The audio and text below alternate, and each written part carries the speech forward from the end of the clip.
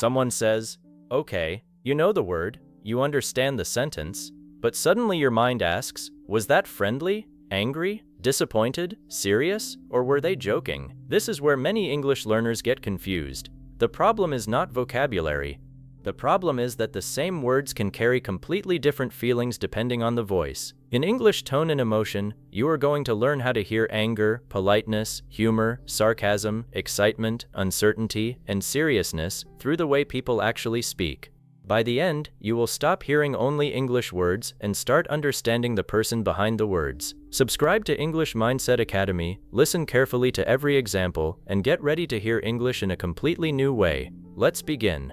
Chapter 1. One sentence can carry 5 different feelings. Most English learners are taught to listen for words. You hear a sentence, recognize the vocabulary, understand the grammar, and believe the job is finished. But in real conversation, understanding the words is only the first layer.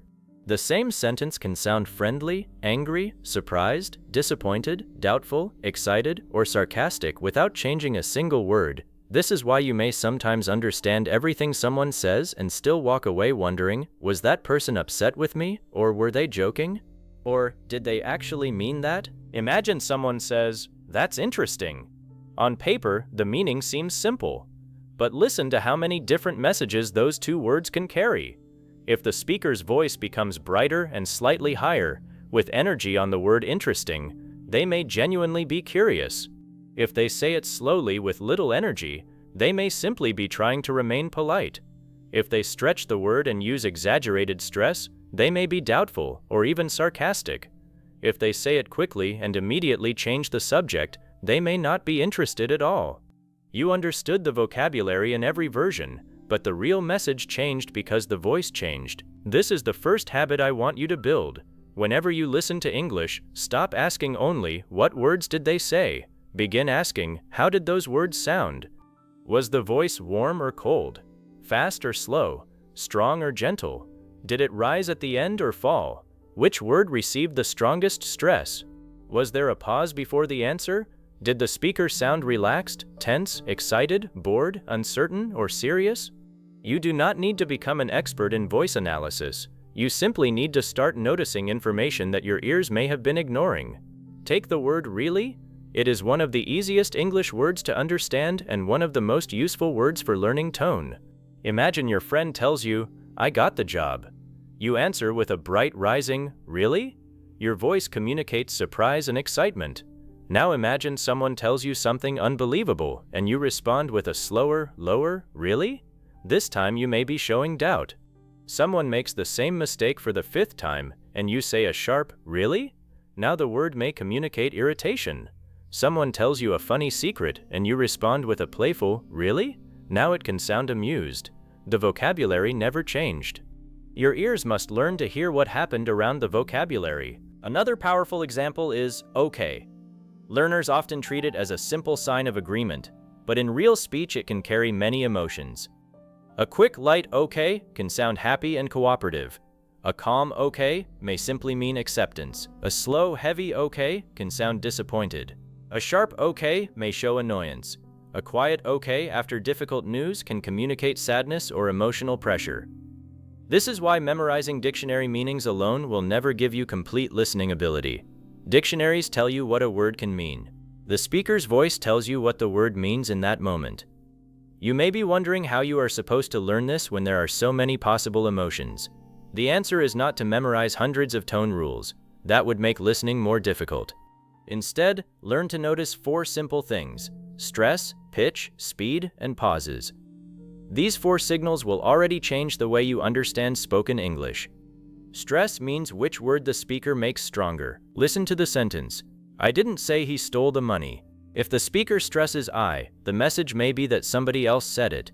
If the stress moves to say, perhaps the speaker only suggested it. If the stress falls on he, perhaps someone else stole it. If the speaker stresses money, perhaps something different was stolen. The sentence itself remains almost identical, but stress moves the speaker's intention from one idea to another. This is one reason native and fluent speakers often understand meaning that learners miss. They are not only processing the words, Their ears automatically notice which part of the sentence is carrying the speaker's emotional or informational weight. Pitch is another clue. Pitch simply means whether the voice moves higher or lower. A rising voice can sometimes communicate surprise, uncertainty, friendliness, or a question. A falling voice can sound more complete, certain, serious, or firm. But do not make the mistake of believing that rising always means one thing and falling always means another. Tone is not mathematics. You must combine the voice with the situation. A rising really after wonderful news can sound excited, while a rising really during an argument may sound challenging. The sound gives you a clue, and the situation helps you understand the clue. Speed also carries emotion. When people become excited, nervous, passionate, or impatient, they may suddenly speak faster. When something becomes serious, uncomfortable, thoughtful, or emotionally heavy, they may slow down. Imagine someone telling a funny story quickly and energetically, then suddenly lowering their voice and saying slowly, "But then something happened." Even before hearing the next sentence, you feel the mood change. That feeling is part of listening comprehension. If you only chase vocabulary, you miss the moment when the conversation changes emotionally. Pauses can be equally powerful. Imagine you ask someone, "Did you like my presentation?" They immediately answer, "Yes, it was great." Now imagine you ask the same question and they pause for 2 seconds before saying, "Yeah, it was good." Grammatically, that is still a positive answer.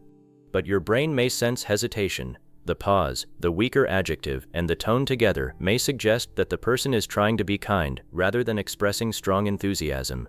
This does not mean you should become suspicious of every pause. People pause because they are thinking, tired, distracted, or choosing their words. The important lesson is that pauses are part of the message, not empty space. Now I want you to practice this skill in a way that actually changes your listening. Choose one short sentence such as, "That's good," "I understand," "Are you sure?" "No problem," or "I'm fine." Say the sentence 5 times, but give it a different feeling each time.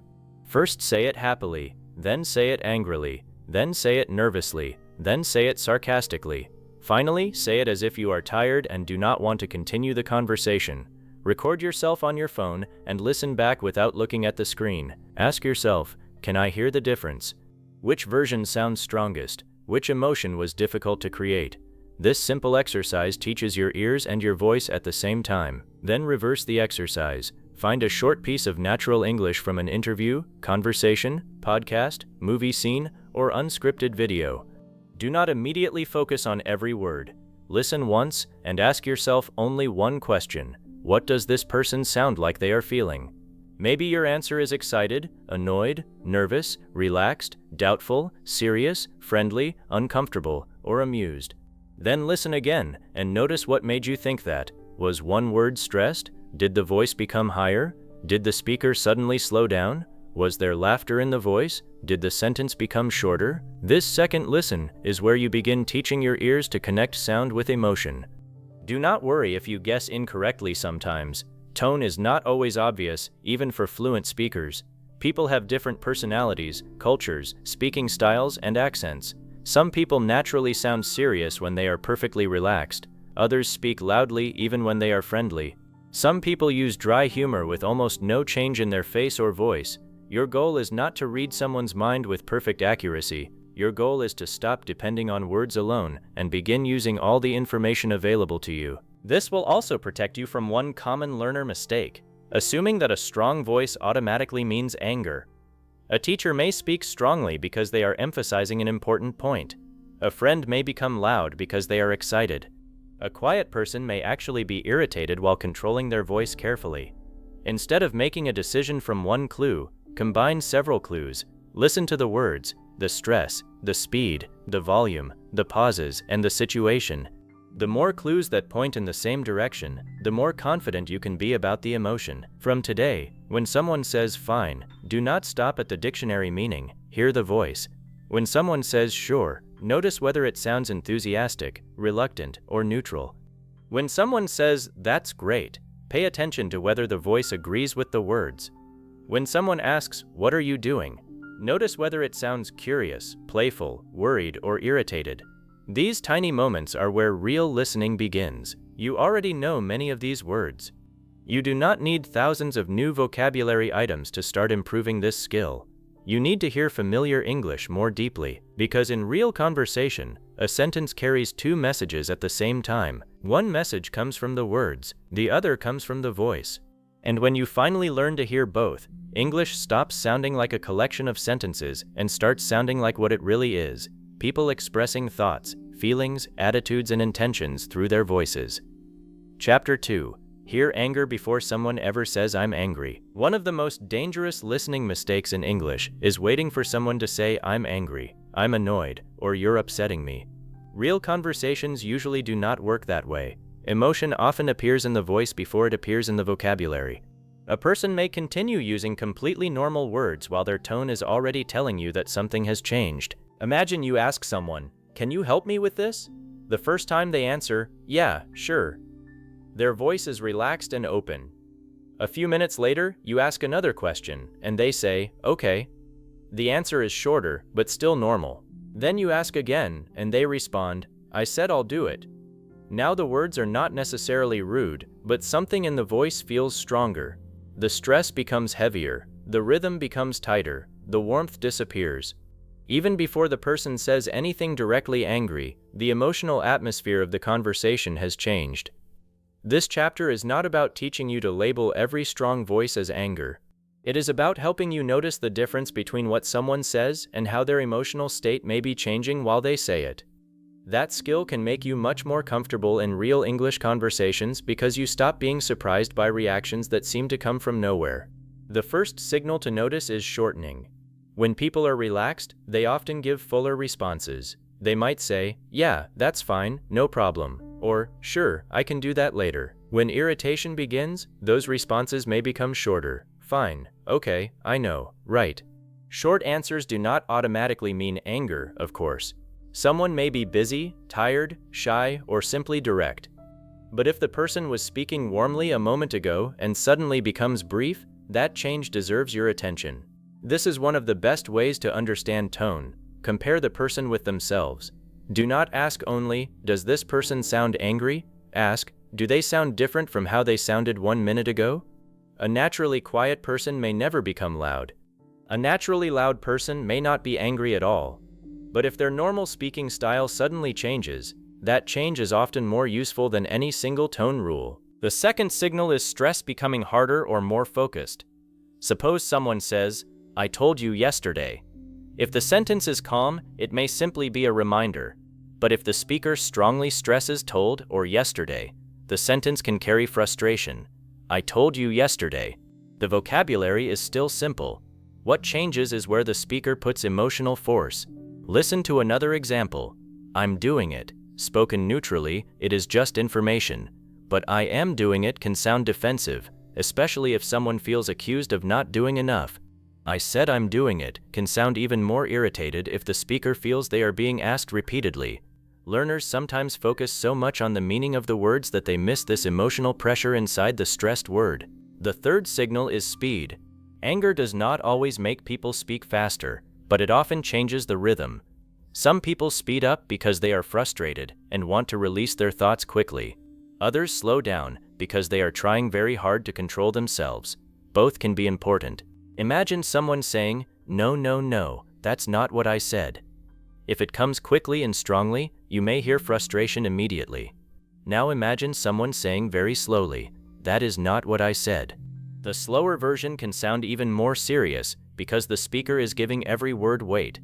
This is why you should never depend on one rule like fast equals angry or slow equals calm. Listen for the change and combine it with the situation. The fourth signal is volume, but this is where learners often make a major mistake. Loud does not always mean angry. Some people speak loudly because of personality, culture, excitement, background noise, or habit.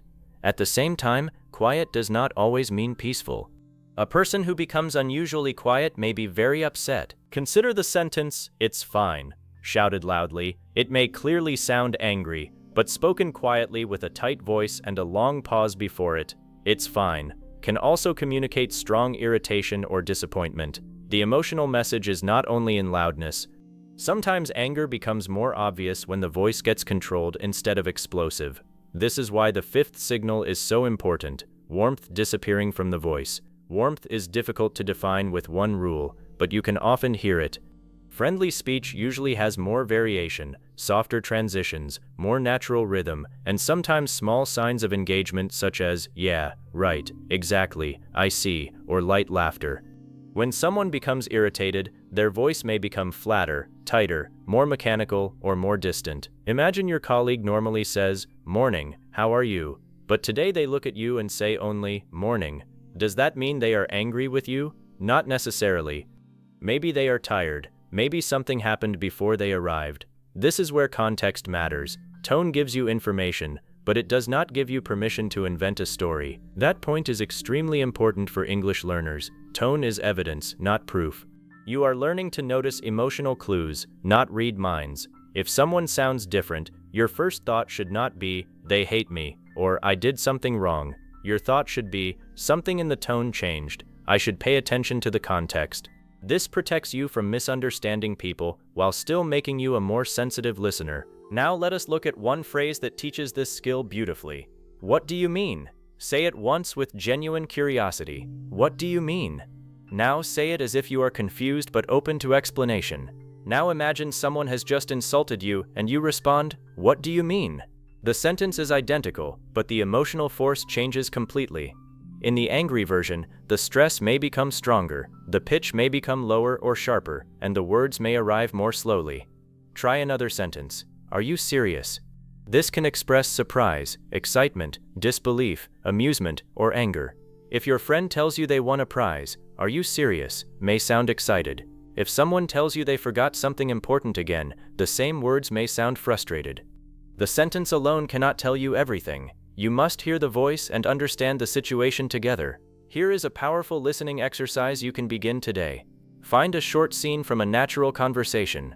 Before you focus on vocabulary, listen for one thing only. Has the emotional energy changed? Do not try to name the exact emotion immediately. Just notice whether the speaker sounds more relaxed, more tense, more distant, more energetic, or more serious than before. Then listen again and ask what changed in the voice. Did the answers become shorter? Did one word receive unusually strong stress? Did the speaker stop laughing? Did their speed change? Did the voice become quieter? Did the pauses grow longer? By asking these questions, you begin turning tone from something mysterious into something observable. Another useful exercise is to practice one sentence in several emotional versions. Take, "I know." Say it as if you are calmly confirming information. Then say it as if someone has reminded you 5 times. Then say it as if you are embarrassed. Then say it as if you are sad. Then say it as if you are excited because you finally understand something. Listen to yourself. You will notice that your mouth changes the same words in different ways. You may stress different parts. You may shorten the phrase. You may lower your voice. You may make it softer or sharper. When you physically create those differences yourself, your ears become better at recognizing them in other people.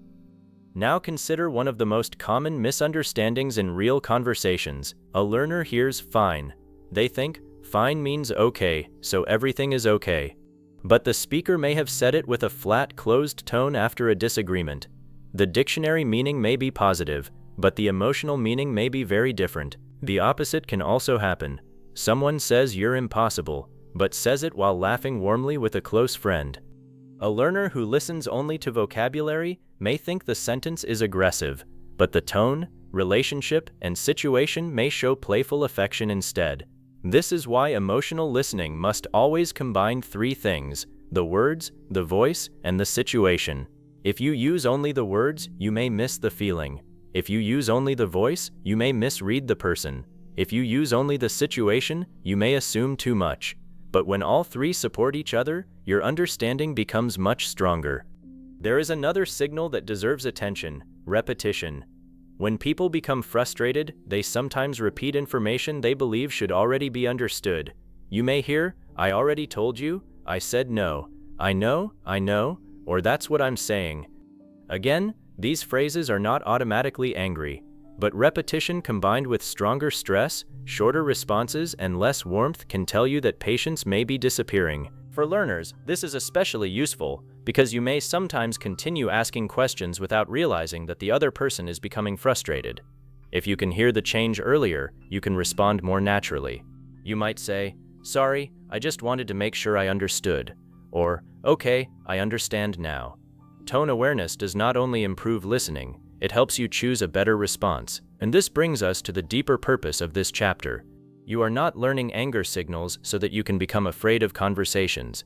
You are learning them so that you can become more socially aware in English. When you notice irritation early, you can slow down, clarify, change your response, or simply give the other person space. When you recognize that a strong voice is actually excitement rather than anger, you do not become unnecessarily nervous. When you hear that someone is becoming serious, you know it may be time to listen more carefully. The skill is not, can I identify anger perfectly?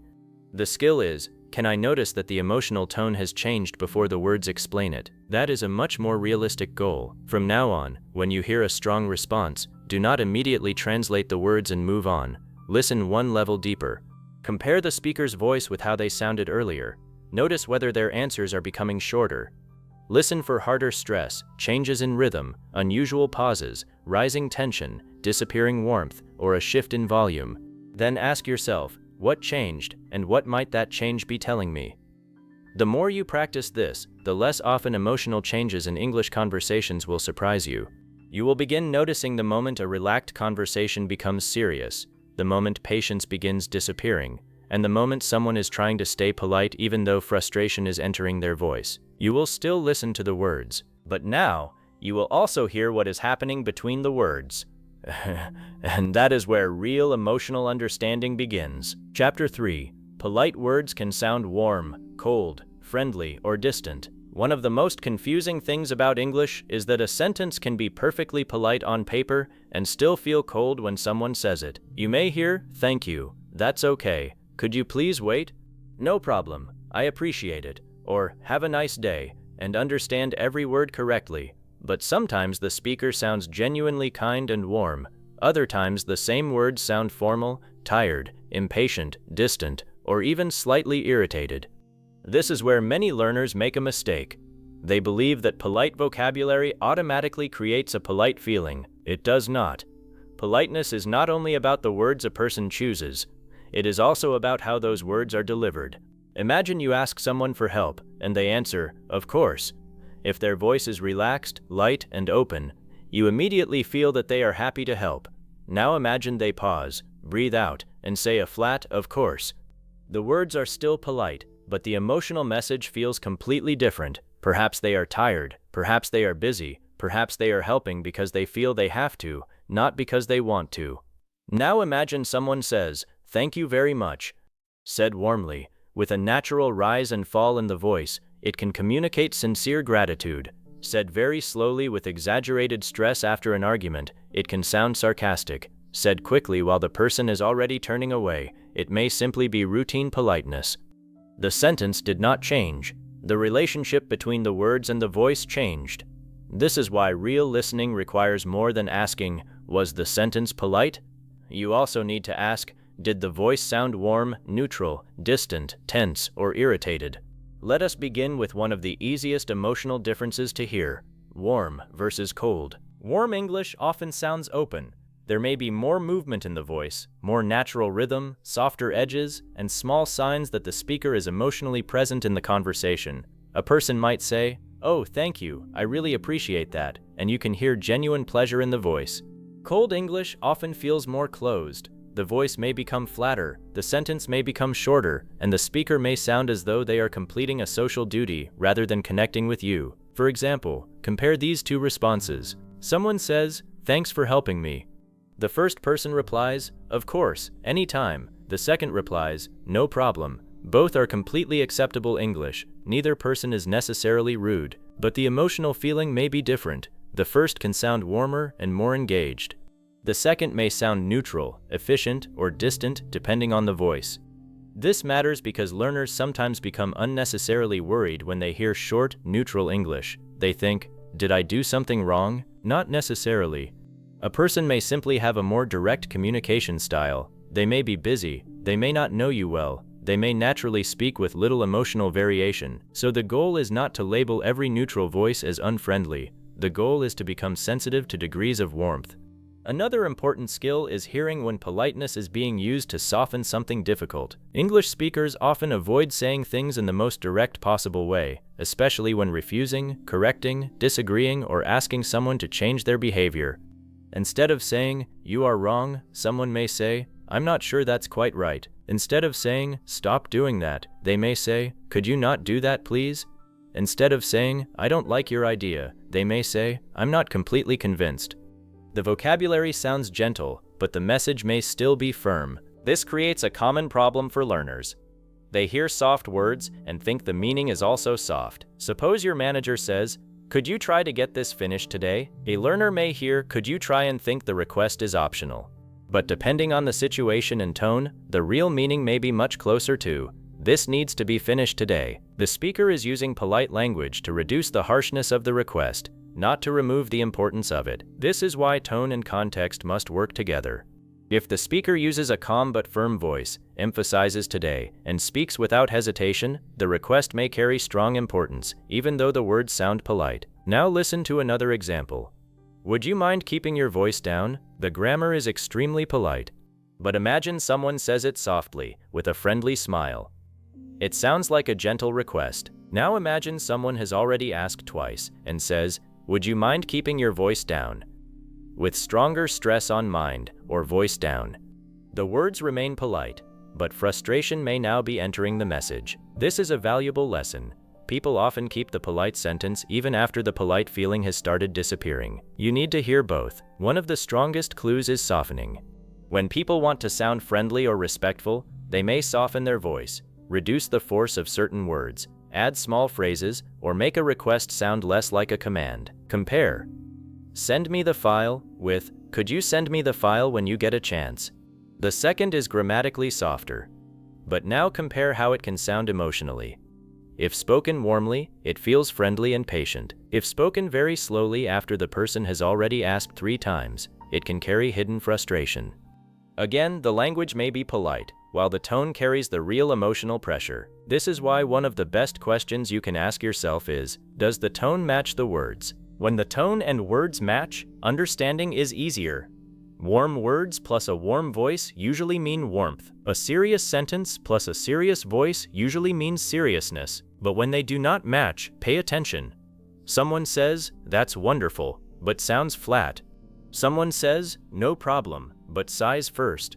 Someone says, "Take your time," but keeps checking the clock. Someone says, "Sure," but the word sounds heavy and reluctant.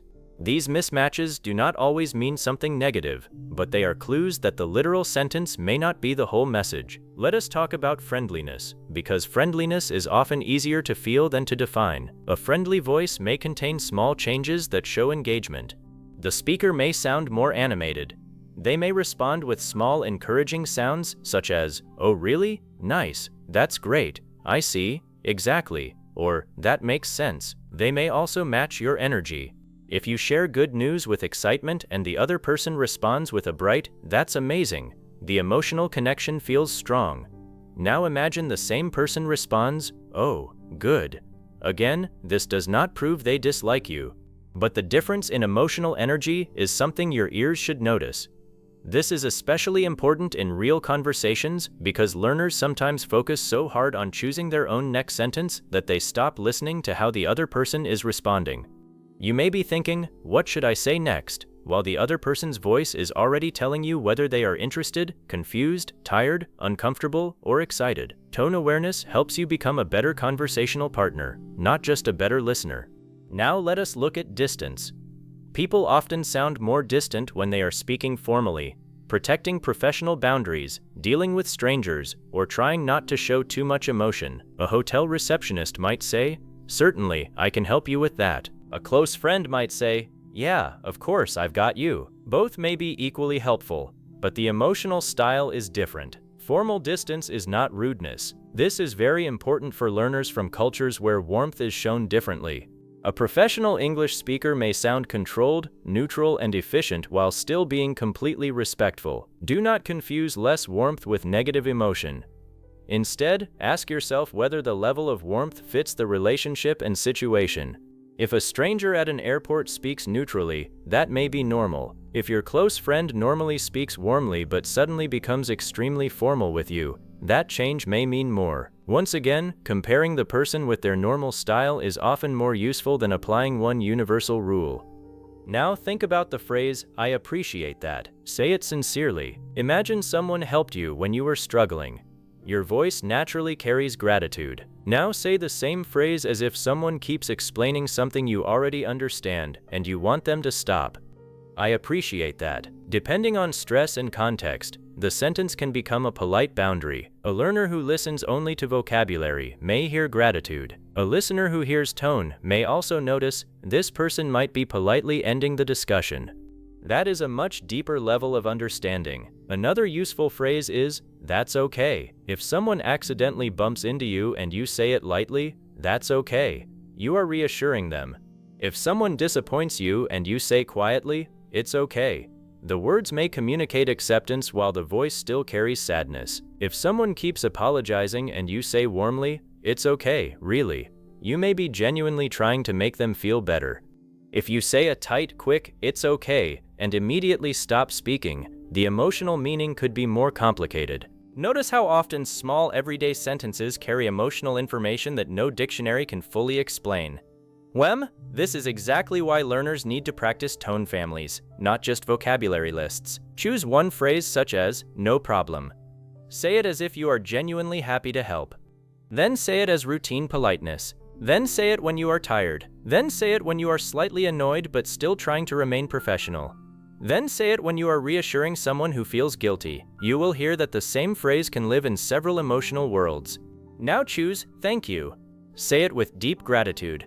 Say it casually. Say it formally. Say it impatiently. Say it sarcastically. This exercise is powerful because when you create these tones yourself, you begin understanding which parts of your voice change.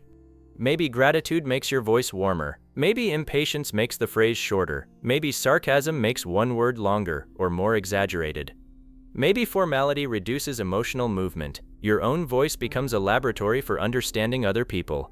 There is another skill you need to develop: noticing polite disagreement. Many English learners are waiting to hear phrases such as, "No, you're wrong." But real disagreement is often hidden inside softer language. A person may say, "I see what you mean, but I'm not sure I agree." They may say, "That's one way of looking at it." They may say, "I'm not completely sure about that." They may say, "I think there might be another way." If you focus only on the gentle vocabulary, you might think the person is almost agreeing. But listen to the tone, especially what happens after "but." Often the important message arrives there. The beginning maintains politeness. The second half communicates the disagreement. This is especially important in workplaces, classrooms, meetings, interviews, and professional conversations where people may intentionally avoid sounding too direct. You also need to understand that politeness changes across speakers and cultures. Not every English speaker uses the same amount of smiling, enthusiasm, indirect language, or emotional warmth. Some speakers are very expressive. Others are naturally reserved. Some use humor constantly. Others sound serious even when they are comfortable. So do not learn tone like a rigid code. Learn it like a collection of clues. If someone speaks briefly, that is one clue. If their voice also becomes flatter, that is another. If they stop responding with friendly signals, that is another. If the situation has become tense, that adds more context. One clue can mislead you. Several clues together give you a clearer picture. Here is a useful practice for this chapter. Take a short scene where one person asks another person for something. Listen once without subtitles and decide whether the request sounds friendly, neutral, formal, impatient, or irritated. Then listen again and identify what created that feeling. Was it the speed, the stress, the softness, the length of the sentence, the pause before the request, the way the person ended the sentence? Then check the words. You may discover something important. Sometimes the words alone were extremely polite, but your ears correctly noticed a completely different emotional layer. Another exercise is to listen specifically for the word please. Learners are often taught that please automatically makes a sentence polite, but listen to how different it can sound. Please sit down can be warm and welcoming. Please sit down can sound reassuring. Please stop can sound desperate. Please stop with hard stress can sound angry. Oh please can even sound dismissive or sarcastic. One small word does not control the whole emotional meaning. The voice and context still matter. The same is true for sorry. A gentle, sincere "I'm really sorry" may show real regret. A quick sorry, as someone passes you in a crowded place, may simply be a social habit. A stressed sorry can mean the person did not hear you. A sharp "excuse me" can sometimes sound surprised or offended rather than polite. This is why listening for tone gives familiar words new depth. You are not learning new vocabulary. You are discovering that the vocabulary you already know can do much more than you thought. Now imagine how this changes your own speaking. If you only learn the words "could you help me," you may pronounce them correctly but accidentally sound too strong, too nervous, or too flat. Once you understand tone, you begin using your own voice more intentionally. You can make a request sound warmer. You can disagree without sounding aggressive. You can apologize sincerely. You can show interest instead of sounding bored. You can sound firm without sounding angry. Tone awareness improves both sides of conversation, how you understand people and how people understand you. That is why this skill is so powerful. Many learners spend years trying to find better words, but sometimes the word is already perfect. What needs to change is the way the word is heard or the way it is spoken. So the next time someone says "sure," "thanks," "that's fine," "no problem," "I appreciate it," or "could you please," do not decide the emotional meaning from the polite vocabulary alone. Listen for warmth. Listen for distance. Listen for hesitation. Listen for firmness. Listen for whether the voice matches the words. Listen for changes compared with how the person was speaking before. And always remember, a polite sentence can carry many emotional colors. The words may tell you, this person is being polite, but the voice may tell you whether that politeness is warm, formal, tired, reluctant, friendly, uncomfortable, or hiding frustration. When you begin hearing those differences, English becomes less confusing because you are no longer listening only for correct sentences. You are listening for the human intention inside them. Chapter 4. Hear certainty, doubt, and hidden hesitation before the words explain it. There is another part of English tone that can completely change the way you understand conversations, and it has nothing to do with anger, politeness, or friendliness. It is the ability to hear how certain someone really is. A person can give you an answer that sounds positive on paper, yet their voice may reveal that they are unsure. Someone can say they will do something, but the way they say it may tell you that they are not fully committed. Someone can agree with your idea, but a tiny hesitation before the answer may show that they are still thinking. If you only understand vocabulary, you may hear agreement. If you listen to the voice, you may hear something much more complicated. Imagine you ask someone, "Can you come tomorrow?" They answer, "Yeah, I can come." That sounds fairly clear. Now imagine they answer, "Yeah, I think I can come." The sentence has already become less certain. Now listen to another version. "Yeah, I think I can." The words are still positive, but the pause, the slower delivery, and the weaker ending may make you wonder whether the person is completely sure. This is important because English learners often treat sentences like written information. If the sentence contains a positive word, they accept the answer as positive. If it contains yes, they hear certainty. If it contains no, they hear rejection. But real speakers constantly communicate different levels of confidence through the way they speak. You need to become able to hear the difference between yes, probably yes, maybe yes, I want to say yes but I'm unsure, and I'm saying yes because I don't want to disappoint you. Those differences can completely change what happens next in a conversation. Consider the phrase, "that should work." If someone says it calmly and confidently, with clear stress and a complete falling ending, you may hear strong confidence. They have considered the situation and believe the plan will work. But imagine they say, "that should work," with uncertainty in the voice. Suddenly the same words feel less secure. Or perhaps they say, "that should work, I think." Now you hear that they are leaving themselves some space in case they are wrong. This is not a grammar lesson about modal verbs. It is a listening lesson about confidence hidden inside delivery. One of the strongest signals of uncertainty is what happens before the important answer arrives. Learners often focus only on the answer itself. Imagine you ask, "Do you know where Sarah is?" Someone immediately responds, "She's in the meeting room." Now imagine they respond, I think she's in the meeting room." The second speaker may still be correct, but they are giving you a different level of confidence. That small, the pause, and the phrase "I think" are telling you, do not treat this information as completely certain. This matters in everyday life. If you are asking for directions, confirming an appointment, discussing a deadline, planning a meeting, or checking important information, understanding the speaker's certainty can help you decide whether you should rely on the answer or verify it. Suppose you ask, "Is the office open tomorrow?" One person says, "Yes, it's open." Another says, "Yeah, it should be open." Another says, "I think it's open." Another says, "I'm pretty sure it's open." Another says, "I believe so." To a learner who is concentrating mainly on vocabulary, all of these can feel almost identical. They all seem to mean yes, but they are not identical. Each one gives you a slightly different amount of certainty. A strong listener begins hearing those differences automatically, and once you can hear them, you stop treating every positive-looking sentence as a guaranteed fact. Within a clue is delay. When people know exactly what they want to say, their answer often begins smoothly. When they are uncertain, the beginning may become slower because they are deciding what they believe, how much they know, or how strongly they want to commit to the answer. Within Semitic methods, do you like the new design? A confident positive answer might come quickly. "Yeah, I really like it." Now imagine this. "Yeah, it's interesting." That pause does not automatically mean the person dislikes the design, but it should make you listen more carefully to what comes next. Perhaps they are choosing their words. Perhaps they are unsure. Perhaps they like one part but not another. Perhaps they simply need time to think. The important point is that the delay itself becomes part of the information. This is why you should stop treating silence as nothing. Silence can be thinking. Silence can be uncertainty. Silence can be caution. Silence can be emotional control. Silence can simply mean the speaker is searching for language. Your job is not to guess perfectly. Your job is to recognize when a response is arriving with confidence and when it is arriving with hesitation. With another useful clue is self-correction. Listen to a sentence like this.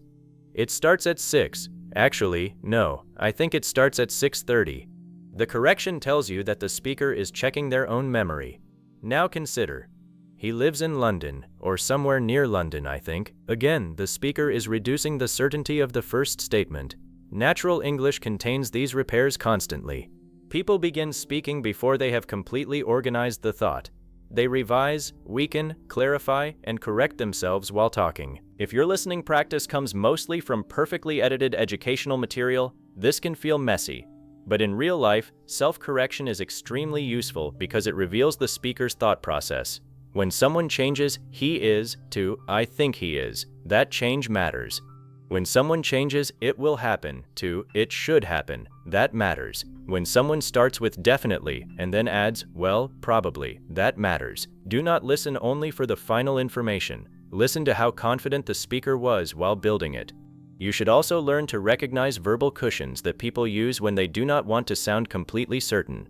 English is full of phrases such as "I think," "I guess," "probably," "maybe," "as far as I know," "I'm not completely sure," "it seems like," "I believe," "I suppose," "from what I remember," and "I could be wrong, but." These expressions are valuable because they tell you how strongly the speaker wants you to trust the statement. If someone says, "He's coming at 8," the message sounds relatively direct. If they say, "I think he's coming at 8," uncertainty has entered.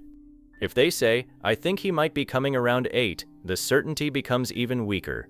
If they say, "Someone told me he might come around 8," now the information is even further from direct knowledge. A strong English listener hears these levels.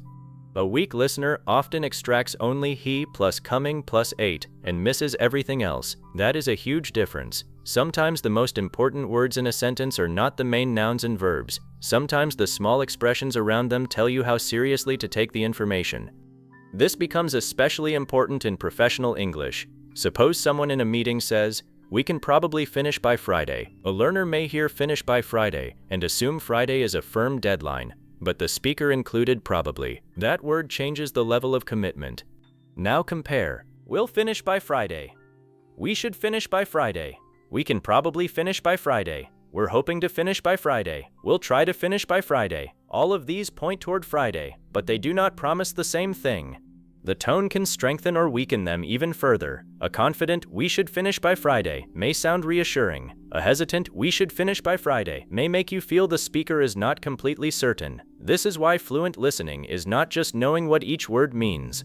It is understanding the strength of the message. Another important area is invitations and plans. Imagine you say, "Do you want to go out on Saturday?" Your friend answers, "Maybe." That clearly sounds uncertain, but real hesitation is not always that obvious.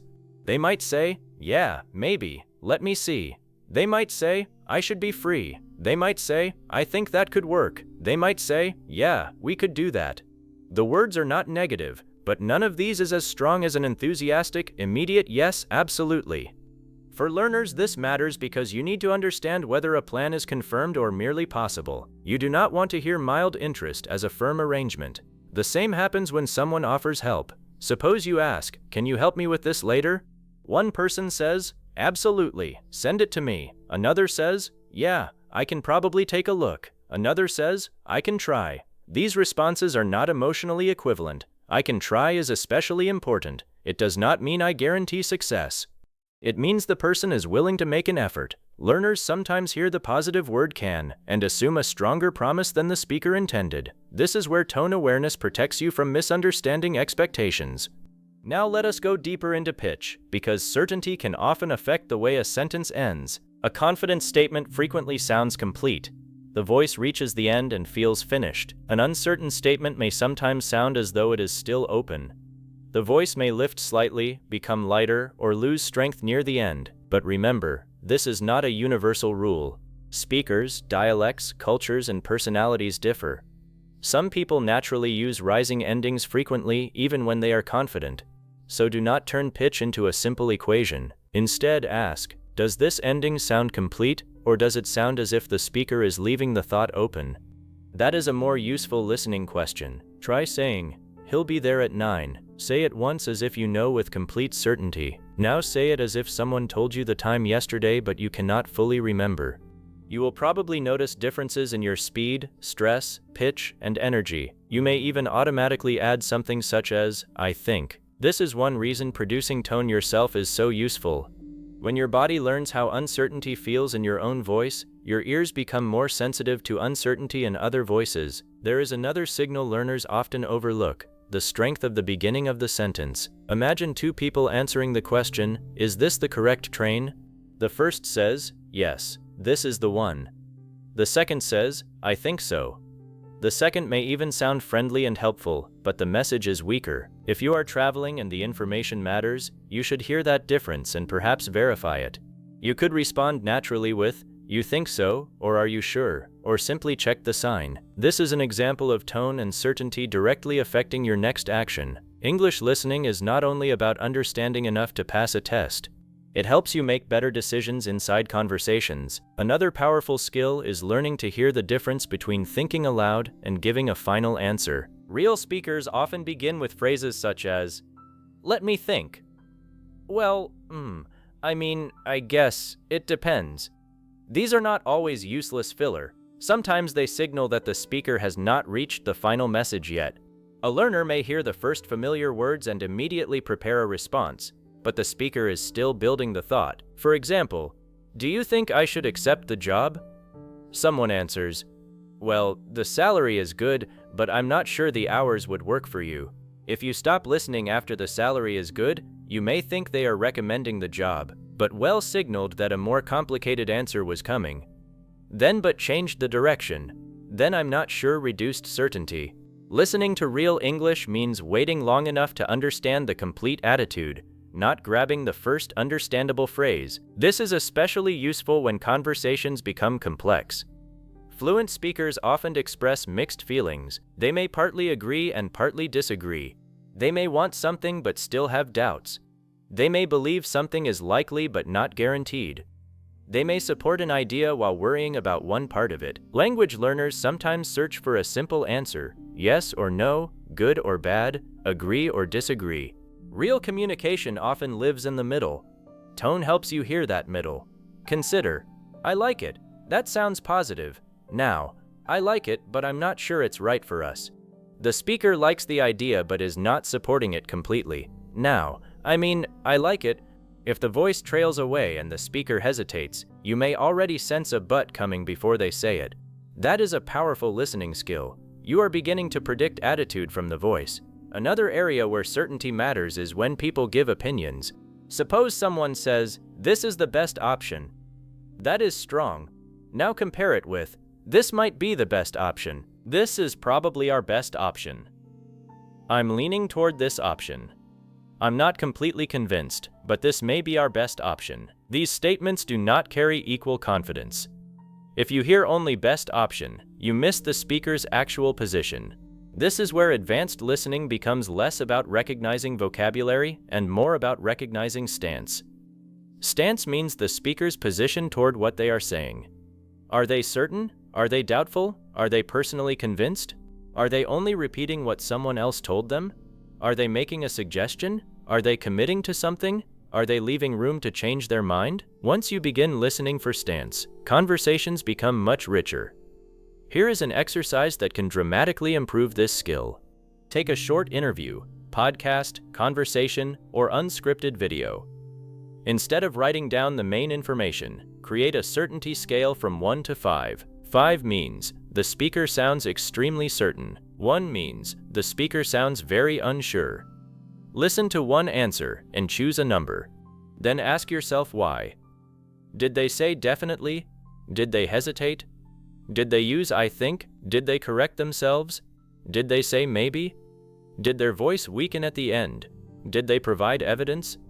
Did they say I know or someone told me? This exercise forces you to listen to something beyond content. You are listening to the speaker's relationship with their own statement. You can also create pairs for yourself. Say, "He's coming." Then, "I think he's coming." Say, "It will work." Then, "It should work." Say, "I'll do it." Then, "I'll try." Say, "She knows." Then, "She probably knows." Record these pairs and listen without reading them. Can you hear which version sounds more certain? Then exaggerate the difference at first. Make the confident version very firm and the uncertain version clearly hesitant. Once your ear catches the contrast, make the difference smaller and more natural. This gradual practice is much more effective than simply memorizing definitions. Another valuable listening habit is to pay attention whenever a speaker weakens their own sentence. For example, "It's going to happen." Well, it probably will. Something important just happened. The speaker started strongly and then reduced their certainty. Or, "He knows about it." "At least I think he does." Again, the speaker corrected the strength of their claim. These moments reveal something important. The second version is often closer to what the person really wants you to understand. When someone repairs a sentence, do not ignore the repair. It may carry the most accurate message. You also need to learn the opposite. Sometimes a speaker begins cautiously and then becomes more certain. For example, "I think this might be the problem." Actually, yes, this is definitely the problem. Now confidence increased. If you listen only to the beginning, you miss the conclusion. Natural conversation moves. Certainty can rise and fall while the person is speaking. Your job is to follow that movement. There is one more mistake learners often make: confusing uncertainty with weakness. A person who says, "I'm not sure," is not necessarily confused or lacking knowledge. They may simply be speaking accurately. In fact, careful speakers often reduce certainty because they do not want to claim more than they know. Someone saying, "As far as I know, the meeting starts at 10, may be communicating responsibly. They are telling you both the information and the limits of their knowledge. Learning to hear this makes you a better listener because you stop forcing every statement into the categories of right or wrong, confident or nervous. Sometimes uncertainty is simply honesty, and this skill will improve your own speaking too.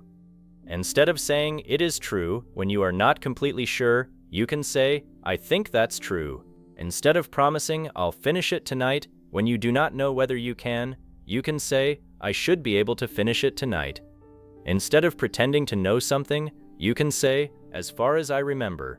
These expressions make your English more accurate and more natural because your words begin matching your real level of certainty. Tone and emotion are not only about sounding expressive, they are about communicating precisely. By now, I want you to notice a new layer whenever you listen to English. Do not only ask, "What did this person say?" Also ask, "How strongly do they believe it? How certain are they?" Are they promising something or only suggesting it? Are they giving a fact or making a guess? Did their confidence increase or decrease while they were speaking? Did they hesitate before the important part? These questions will completely change the way you hear everyday English. Someone says, "I think we can do it." You hear possibility, not guarantee. Someone says, "I'll try." You hear effort, not a promise of success. Someone says, "It should be okay." You hear reasonable confidence, but not absolute certainty. Someone says, "Definitely." You hear a much stronger commitment. Someone pauses before answering. You do not immediately assume something negative. You simply recognize that they may be thinking, choosing, remembering, or deciding. That is mature listening. The goal is not to become suspicious of every hesitation. The goal is to become sensitive to how strongly a person is standing behind their words. Because real conversation is not made only from facts and sentences. It is also made from certainty, doubt, possibility, hesitation, commitment, and changing decisions. And when your ears begin hearing those things, you move beyond understanding what English speakers say. You begin understanding how sure they are about saying it. Chapter 5. Know when someone is joking, teasing, or being sarcastic. There is a moment almost every English learner experiences. You are listening carefully. You understand the vocabulary. You understand the grammar, and suddenly everyone around you laughs. You understood the sentence, but you have no idea why it was funny. Or someone says something that sounds like a compliment, yet their face, voice, and timing make you wonder whether they actually meant the opposite. Maybe they say, "Great job," after a friend drops something on the floor. Maybe someone arrives 20 minutes late, and another person says, "Nice of you to join us." Maybe your friend looks outside at terrible weather and says, "Beautiful day, isn't it?" If you listen only to dictionary meaning, these sentences can be confusing. Why would someone call bad weather beautiful? Why would someone say "great job" after a mistake? Why would a friend describe something obviously wrong as if it were wonderful? Because spoken English does not always use words literally. Sometimes the speaker is joking. Sometimes they are teasing. Sometimes they are using sarcasm. Sometimes they are exaggerating for humor. Sometimes they say the opposite of what they really think, because both people already understand the situation. For learners, this is one of the most difficult parts of real English, because grammar books usually teach what sentences mean when they are used literally. Real conversations add another layer. What does this sentence mean in this situation, from this person, with this voice?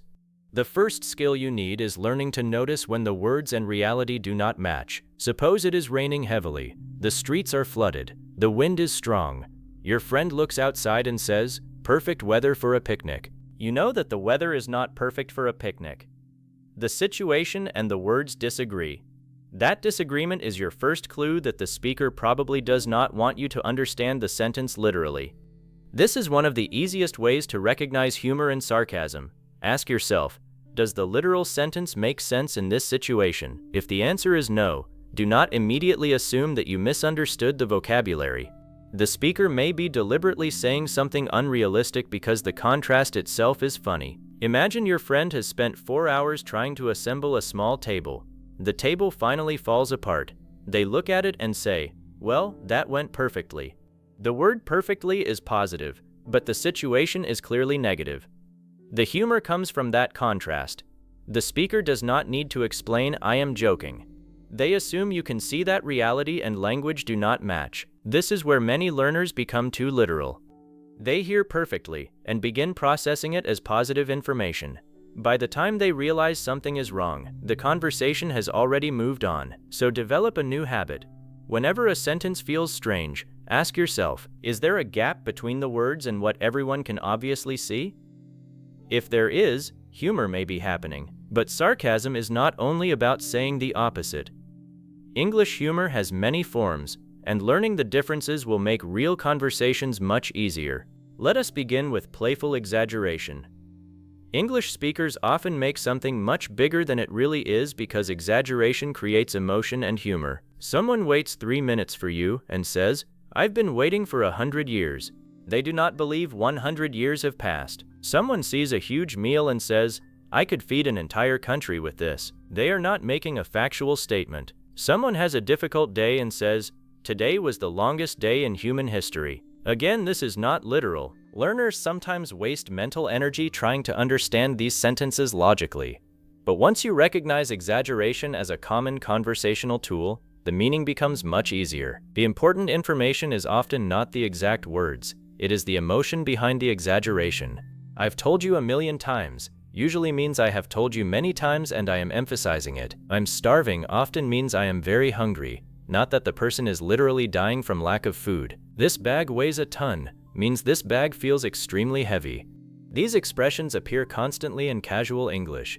When you hear impossible numbers, impossible descriptions, or extreme language that obviously cannot be factual, consider whether the speaker is emphasizing a feeling rather than providing information.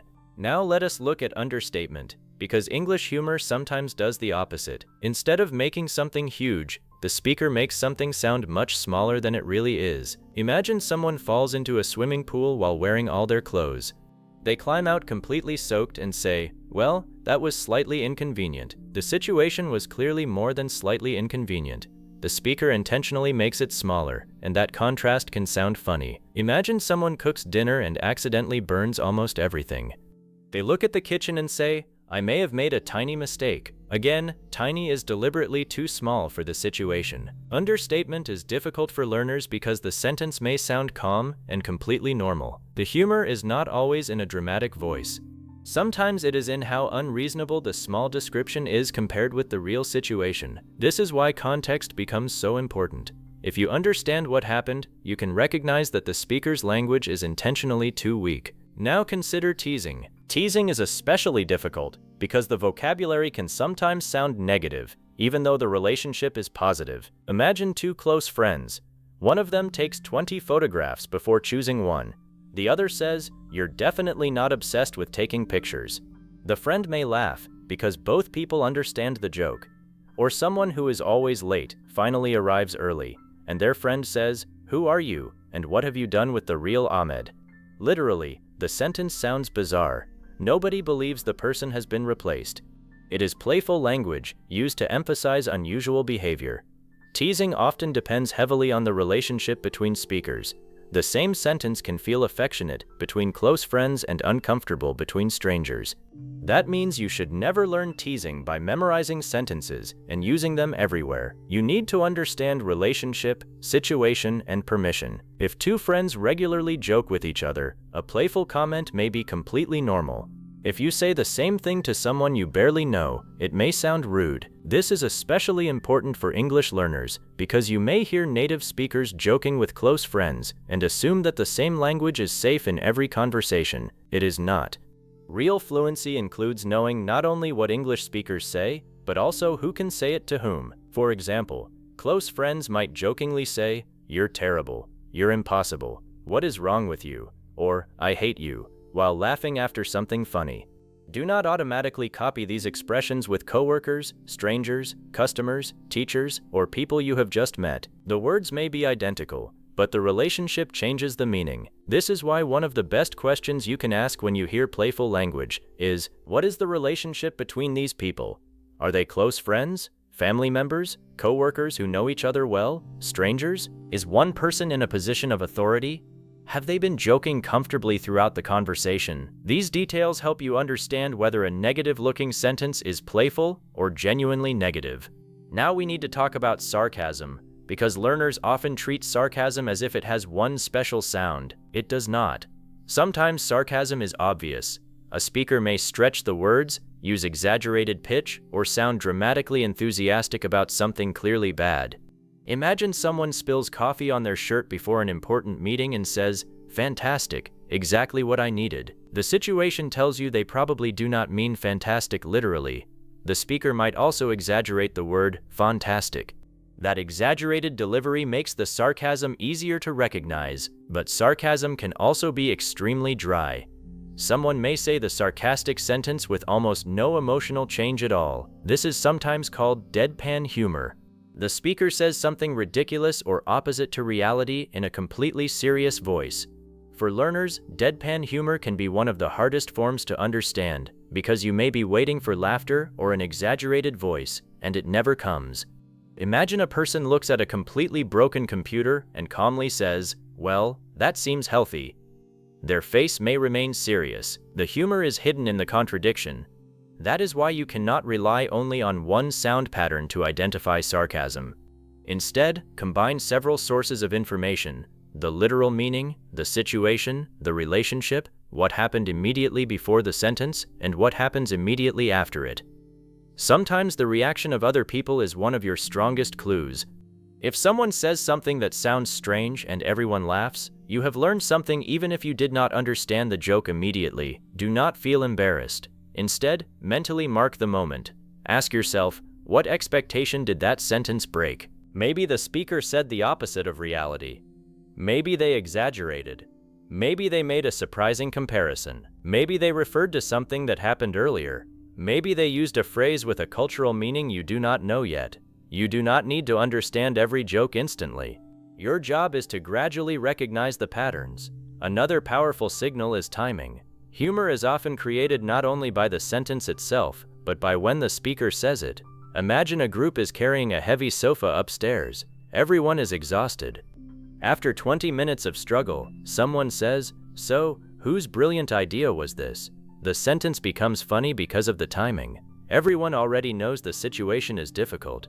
Or imagine a person enters a room immediately after everyone has been discussing them, and someone suddenly says, "Perfect timing." The phrase may be literal, humorous, awkward, or all three depending on the moment. Timing carries meaning because conversation creates expectations. A good joke often appears exactly when the listener expects a serious response. That surprise creates humor. This means advanced listening requires you to remember a little of what happened before the sentence. If you listen to every sentence separately, you may miss jokes that depend on earlier information. Suppose someone says at the beginning of a story, "I promised myself I was going to eat healthy today." 5 minutes later, they describe buying a huge cake and say, "So clearly, the healthy eating plan is going extremely well." The joke depends on remembering the earlier promise. Without that context, the sentence may sound like a normal statement. This is why humor rewards listeners who follow the entire conversation, not just individual words. You should also learn to notice unexpectedly formal language in casual situations.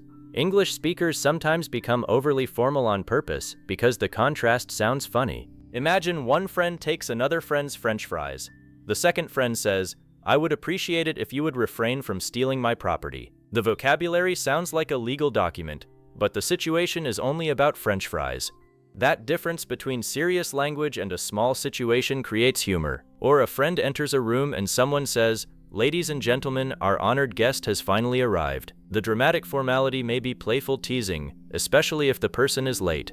For learners, this is useful because sometimes humor is not created by a funny word at all. It is created by using a style that does not fit the situation. The opposite can happen too. Someone may use extremely casual language during a serious moment for humorous effect. The mismatch itself becomes the joke. Now let us look at rhetorical questions, because they can confuse learners who assume every question requires an answer. Someone looks at a terrible mess and says, "Could this day get any worse?" They may not actually want you to list ways the day could become worse. The question expresses frustration. Someone watches their friend eat a fifth piece of cake and says, "Are you planning to eat the whole thing?"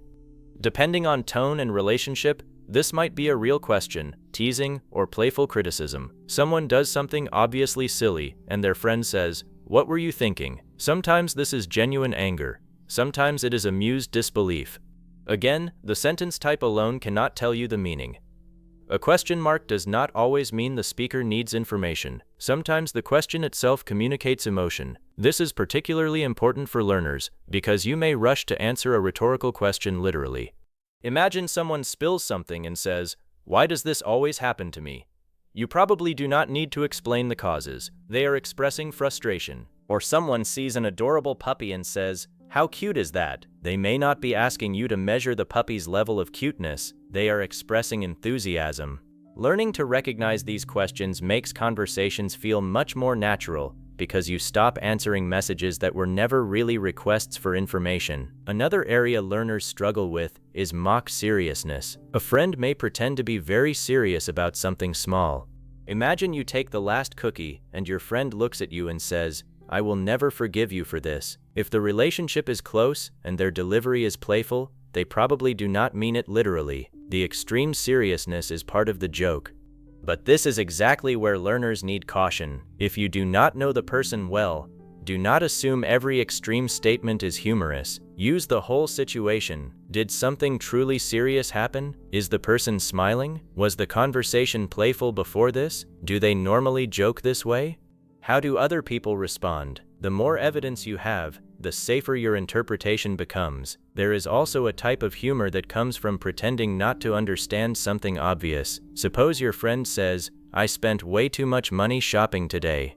You look at the 10 bags they are carrying and say, "Really? I never would have guessed." You clearly did guess. Your sentence means almost the opposite of its literal form. Or someone enters wearing extremely bright clothes and asks, "Do I stand out?" A friend says, "No, not at all. You're practically invisible." Again, the humor depends on obvious reality. When English learners become comfortable with this pattern, many everyday jokes suddenly become easier to understand. Another important area is playful blame.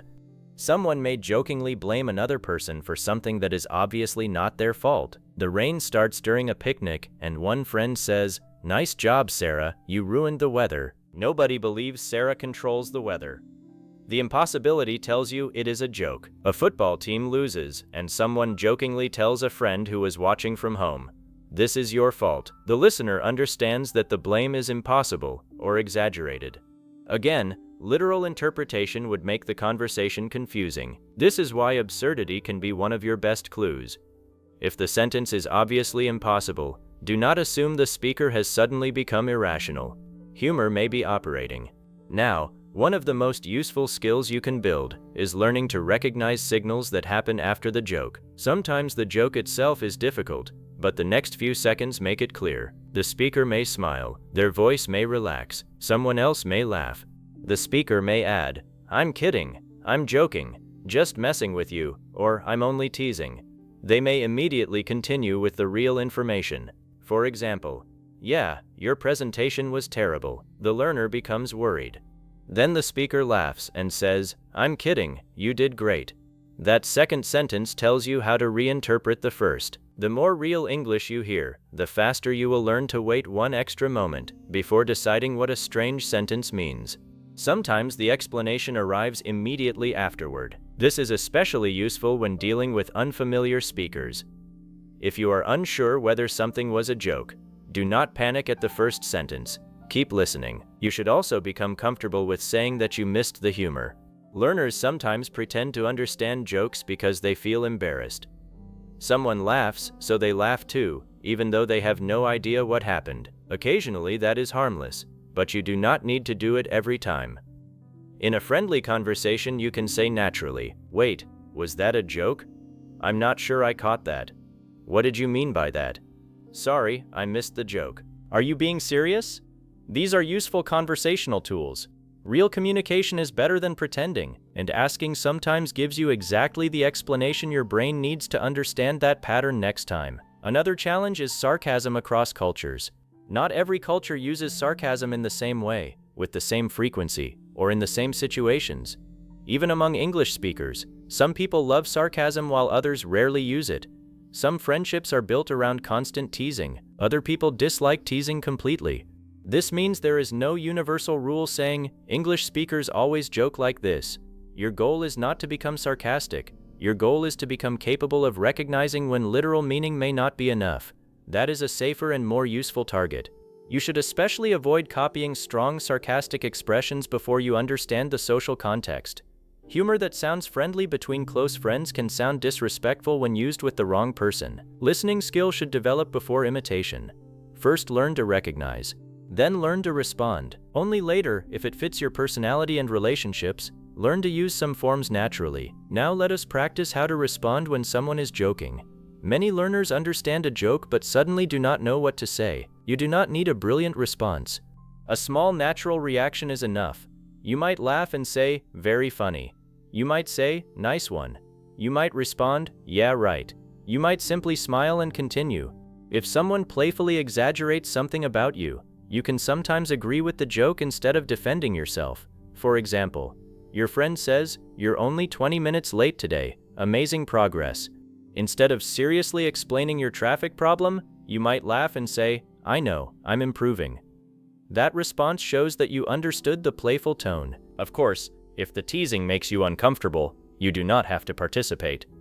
Understanding a joke does not mean you must enjoy it. That distinction matters. Tone awareness helps you recognize the speaker's intention, but your own boundaries still matter. There is another subtle skill: noticing when humor disappears. Sometimes a conversation begins playfully, but one person becomes serious. If you continue joking after that change, you may create an uncomfortable moment. Imagine two friends are teasing each other about being late. Everyone is laughing. Then one person says, "No, seriously, I almost missed an important appointment because of this." The phrase "no, seriously" is a clear signal that the playful frame is ending.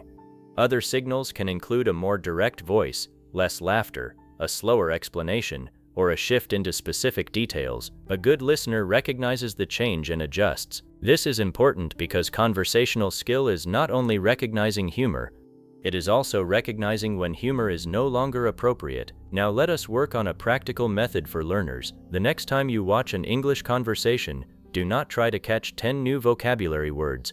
Instead, choose one short section where people laugh. Replay the few seconds before the laughter. Ask yourself what created it. Did someone exaggerate? Did they say the opposite of reality? Did they use an unexpectedly formal phrase? Did they make a playful comparison? Did they refer back to something from earlier? Did they use a rhetorical question? Did they intentionally misunderstand something? Was the joke based more on timing than vocabulary? Write down the sentence, but also write down the situation. That second part is critical. If you write only "great job," you learn almost nothing. If you write "situation," friend drops the entire box. Speaker says "great job," meaning playful sarcasm because the words contradict the situation. Now you are learning the pattern. Over time, your notebook becomes a collection of how humor works, not just funny sentences. Another excellent exercise is called the literal or not test. Choose 10 short lines from natural English. For each line, decide, was the speaker probably being literal?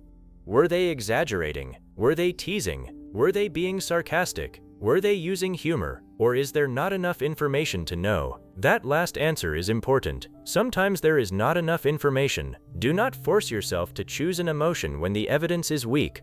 Strong listeners are comfortable with uncertainty. You can think, that might have been sarcastic, but I'm not sure yet. Then continue listening. Maybe the next sentence will clarify it. This is much better than immediately deciding, they are making fun of me, based on one unusual tone. Another powerful exercise is to say the same sentence in 2 versions, one literal and one non-literal. Take, "That was brilliant." Say it once after someone genuinely does something impressive. Then say it after someone accidentally locks themselves out of the house. Now listen back. What changed? Perhaps you stretched brilliant. Perhaps the rhythm became exaggerated. Perhaps you paused before saying it. Perhaps your pitch became unusual. Now try. Perfect. Say it when everything works. Then say it when the printer breaks 5 minutes before a deadline. Try. Exactly what I needed. Say it when someone brings you coffee. Then say it when your phone battery dies. Try. Wonderful. Say it after good news. Then after receiving another unexpected problem. This is one of the fastest ways to teach your ears how context and delivery interact. You will discover that sarcasm is not a magical voice. It is often the result of a mismatch between language, reality, and delivery. There is also humor built through unexpected answers. Someone asks, "How was your exam?" You expect, "Good, bad, difficult, easy." The person says, "Well, I wrote my name correctly, so we're off to a strong start." The answer avoids the obvious question and gives an unexpectedly small success instead. That can be humorous because it indirectly suggests the exam did not go well. Learners who understand only individual words might miss the implication. To understand this kind of humor, ask, why did the speaker choose this strange answer instead of answering directly? Often the humor lives in what they are avoiding. Another example, did you enjoy your first day at work? I survived. Literally, survived means they did not die. But in this context, it often means the day was difficult, tiring, stressful, or overwhelming. The speaker compresses a whole emotional story into one exaggerated word. Real spoken English is full of these compact messages. Once you recognize them, conversations begin to feel much richer. You should also notice playful repetition of someone else's words. Imagine someone says, "I'm going to wake up at 5 tomorrow and exercise." Their friend knows they normally sleep until 10 and replies, 5 in the morning, you exercise, right? The humor comes partly from breaking the sentence into pieces and emphasizing the contradiction. Or someone says, "I'm only going to buy one thing." Their friend repeats, "One thing?" with a playful voice because they know that person always buys much more. Repetition is not always a request for clarification. Sometimes repeating one word communicates disbelief or teasing.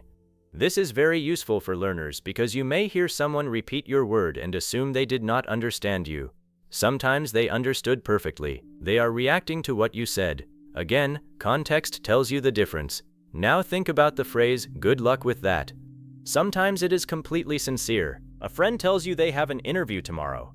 You smile and say, "Good luck with that." But in another context, it can sound doubtful or humorous. Someone says, "I'm going to finish this entire project in 10 minutes. Their friend says, "Good luck with that."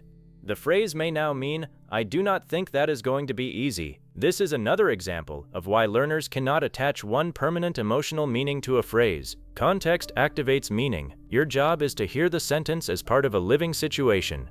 Another phrase is, "Of course you did." If your friend tells you they remembered your birthday, "Of course you did," might sound appreciative. But imagine your friend tells you, "I accidentally ordered 3 pizzas instead of 1. You laugh and say, "Of course you did." Now it can communicate playful recognition. That sounds exactly like something you would do. The phrase becomes humorous because of shared knowledge about the person. This reveals another major part of humor, shared history. Some jokes are impossible to understand if you do not know what happened before, and that is normal. Even native speakers can enter a group conversation and not understand an inside joke. Do not interpret every missed joke as a failure of English. Sometimes you are missing the history, not the language. That understanding can save learners a lot of unnecessary frustration. If everyone laughs at something connected to an event you do not know about, the problem may have nothing to do with your vocabulary. You simply did not have the background information.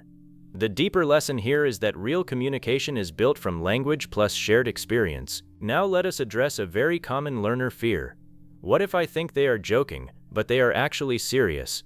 This can happen, so do not rely on one clue. Use what I call the 3-layer check. First, check the words. Do they make literal sense? Second, check the situation. Does reality match what they are saying? Third, check the relationship and reaction. Is this a person who normally jokes with you? Are others treating the sentence playfully? Does the speaker continue in a light way? When all 3 point toward humor, your interpretation becomes stronger. When they conflict, stay open. You can respond neutrally until you understand more. For example, if someone says something that could be either serious or playful, you might smile lightly and ask, "Are you serious?" Their next response will usually make the meaning clear. This is better than panicking or pretending. And remember, good listening is not mind reading. You will sometimes misunderstand jokes, so will fluent speakers. Humor depends on personality, culture, timing, relationship, context, and shared knowledge. No listening method can remove all ambiguity. Your goal is not perfect prediction. Your goal is to become much better at recognizing the moments when literal meaning may be misleading. That one skill will already change your experience of real English. You will hear "nice going" after a mistake and understand that it may not be praise. You will hear "wonderful" after a problem and recognize that the speaker may be expressing frustration humorously. You will hear "I've been waiting forever" and understand emotional exaggeration instead of searching for the exact duration. You will hear close friends say apparently negative things while laughing and recognize playful teasing. You will hear a rhetorical question and understand that the speaker may be expressing emotion rather than asking you for information. You will hear a strange, overly formal sentence in a casual situation and recognize that the style itself may be part of the joke. Most importantly, you will stop believing that understanding every dictionary definition means you have understood the conversation. Sometimes the real meaning lives in the distance between what was said and what everyone knows is true. That distance is where irony appears. That distance is where exaggeration appears. That distance is where teasing appears. That distance is where sarcasm often appears. And when your ears learn to notice that gap, real English becomes far less mysterious. So from now on, whenever a sentence makes you think that doesn't make sense, do not immediately blame your English. Look at the situation again. Listen to what happened before. Watch how the other person responds. Ask whether the words match reality. Ask whether the speaker is exaggerating or deliberately making something smaller. Ask whether the relationship allows playful teasing. Ask whether a serious sentence is being used in an obviously unserious situation. Sometimes you did not misunderstand the English at all. You understood the words perfectly. The speaker simply wanted you to understand something beyond the literal words. And that is the skill this chapter is building. Not just hearing what a sentence says, but recognizing when the speaker expects you to understand the joke, the contrast, the exaggeration, the teasing, or the hidden opposite meaning underneath it. When you begin hearing that layer, you stop standing outside the conversation trying to decode every sentence like a translation exercise. You start participating in the emotional rhythm of real English. You hear the words, you understand the situation. And finally, when everyone else laughs, you know why. Chapter 6. Catch the moment someone's mood changes. One of the most advanced listening skills in English is not identifying whether a person sounds happy, angry, polite, nervous, or serious at the beginning of a conversation. It is noticing the exact moment when their emotional state begins to change. A conversation is not emotionally fixed. Someone may begin warmly and become uncomfortable. They may begin nervous and gradually relax. They may sound excited until one subject is mentioned, then suddenly become quiet. They may laugh through most of a conversation and become serious when one important detail appears. They may seem interested at first, then slowly lose energy. Sometimes these changes are obvious. Other times the words remain completely normal while the emotional atmosphere shifts underneath them. This is why strong listeners do not only ask, "How does this person sound?" They also ask, "How do they sound now compared with how they sounded 30 seconds ago?" That second question is much more powerful. Imagine you are talking with someone who begins the conversation like this. "Hey, how have you been? It's been ages. What are you doing these days?" Their voice is energetic, their answers are full, they ask questions back, they laugh, they seem engaged. Then you mention a particular person. Suddenly they answer, "Oh, yeah, I know." You continue speaking, but now their responses become shorter, the laughter disappears, their voice becomes quieter, they stop asking follow-up questions. Nothing they said was openly negative. If you were listening only to vocabulary, you might continue as if nothing happened. But if you were listening to the emotional movement of the conversation, you would notice something important. The person changed when that subject appeared. Maybe the topic is uncomfortable. Maybe there is a history you do not know. Maybe they are tired. Maybe they are thinking. Maybe they simply have nothing to say about it. You do not know the reason yet, and you should not invent one. But you can recognize that the conversation no longer feels the same. That is the skill we are building in this chapter. You are going to learn to hear emotional transitions. Think of a conversation like music. Music does not stay at one emotional level from beginning to end. It becomes louder, softer, faster, slower, more intense, calmer, brighter, darker. Conversation behaves in a similar way. People change their energy as subjects change, as relationships become more comfortable, as disagreements appear, as memories are triggered, as confusion develops, or as interest rises and falls. Most learners are so busy decoding individual sentences that they never notice this larger movement. They understand line 1, then line 2, then line 3, but they do not notice that the person speaking line 3 sounds very different from the person who spoke line 1. This is one reason a conversation can suddenly feel confusing. The learner thinks, "Why did they respond like that? Everything was going fine." Often, everything was not going fine. The signals appeared earlier. They were simply not verbal. The first idea I want you to learn is baseline listening. A baseline is the speaker's normal way of sounding during that particular conversation. Before you decide that someone has become quiet, you need to know whether they were quiet already. Before you decide that their voice sounds flat, you need to know whether flatness is simply their normal speaking style. Before you interpret fast speech as nervousness, notice whether they always speak quickly. This is why emotional listening works best through comparison. Suppose one person speaks in short sentences from the moment you meet them. You ask, "How was your weekend?" They say, "Good." You ask, "Did you do anything?" They say, "Not much." You ask another question. They answer briefly again. If this has been their style throughout the conversation, Short answers alone tell you very little. Now imagine another person begins with long, enthusiastic answers. It was really good. We went out on Saturday, then my cousins came over, and we stayed up way too late talking. Later you mention a particular subject, and suddenly their answer becomes, yeah, it was fine. That change is more meaningful because you have something to compare it with. The important signal is not simply short answer. The important signal is their answer became much shorter than before. This principle will protect you from many mistakes. Never judge a voice by one isolated feature. Compare. What was their normal energy? How quickly were they responding? How much detail were they giving? Were they laughing? Were they asking questions? How expressive was their pitch? How long were their answers? Then notice when the pattern changes. This is what experienced listeners often do automatically. You can learn to do it deliberately until it becomes automatic for you too. One of the clearest emotional changes appears in response length. When someone is interested and comfortable, they often contribute more information voluntarily. You ask, "How was the trip?" They answer, "It was incredible. We got there late on Friday, but Saturday morning we went hiking, and the view was amazing. I'll show you some pictures." You did not have to pull every detail out of them. They gave you material because they were engaged. Now imagine you change the subject. "Did you see Daniel while you were there?" They answer, "Yeah." You wait. Nothing else comes. That shorter answer may not mean anything dramatic, but it is a change. A skilled listener notices it. You might naturally move to another subject rather than forcing 5 more questions about Daniel. This is one way tone awareness improves your social English. It helps you understand not only what someone means, but also where the conversation wants to go.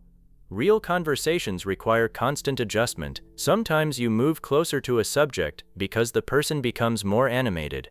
Sometimes you move away because their responses close down. You cannot learn this from vocabulary lists. You learn it from listening to interaction. Another important signal is question return. When two people are engaged in a conversation, they often pass curiosity back and forth. You ask, "What do you do for work?" They answer and ask, "What about you?" You talk about your city. They ask, "How long have you lived there?" You mention a hobby. They say, "Really? How did you get into that?" The conversation feels alive because both people are contributing. Now imagine those questions slowly disappear. You ask something. They answer. You ask another thing. They answer again, but they stop returning questions or adding new directions. This does not automatically mean they dislike the conversation. They may be tired, distracted, shy, or simply not naturally inquisitive. But if they were asking many questions earlier and suddenly stop, the change is worth noticing. This can signal that their energy has dropped, that a topic is not interesting to them, that something else has captured their attention, or that they are ready for the conversation to move on.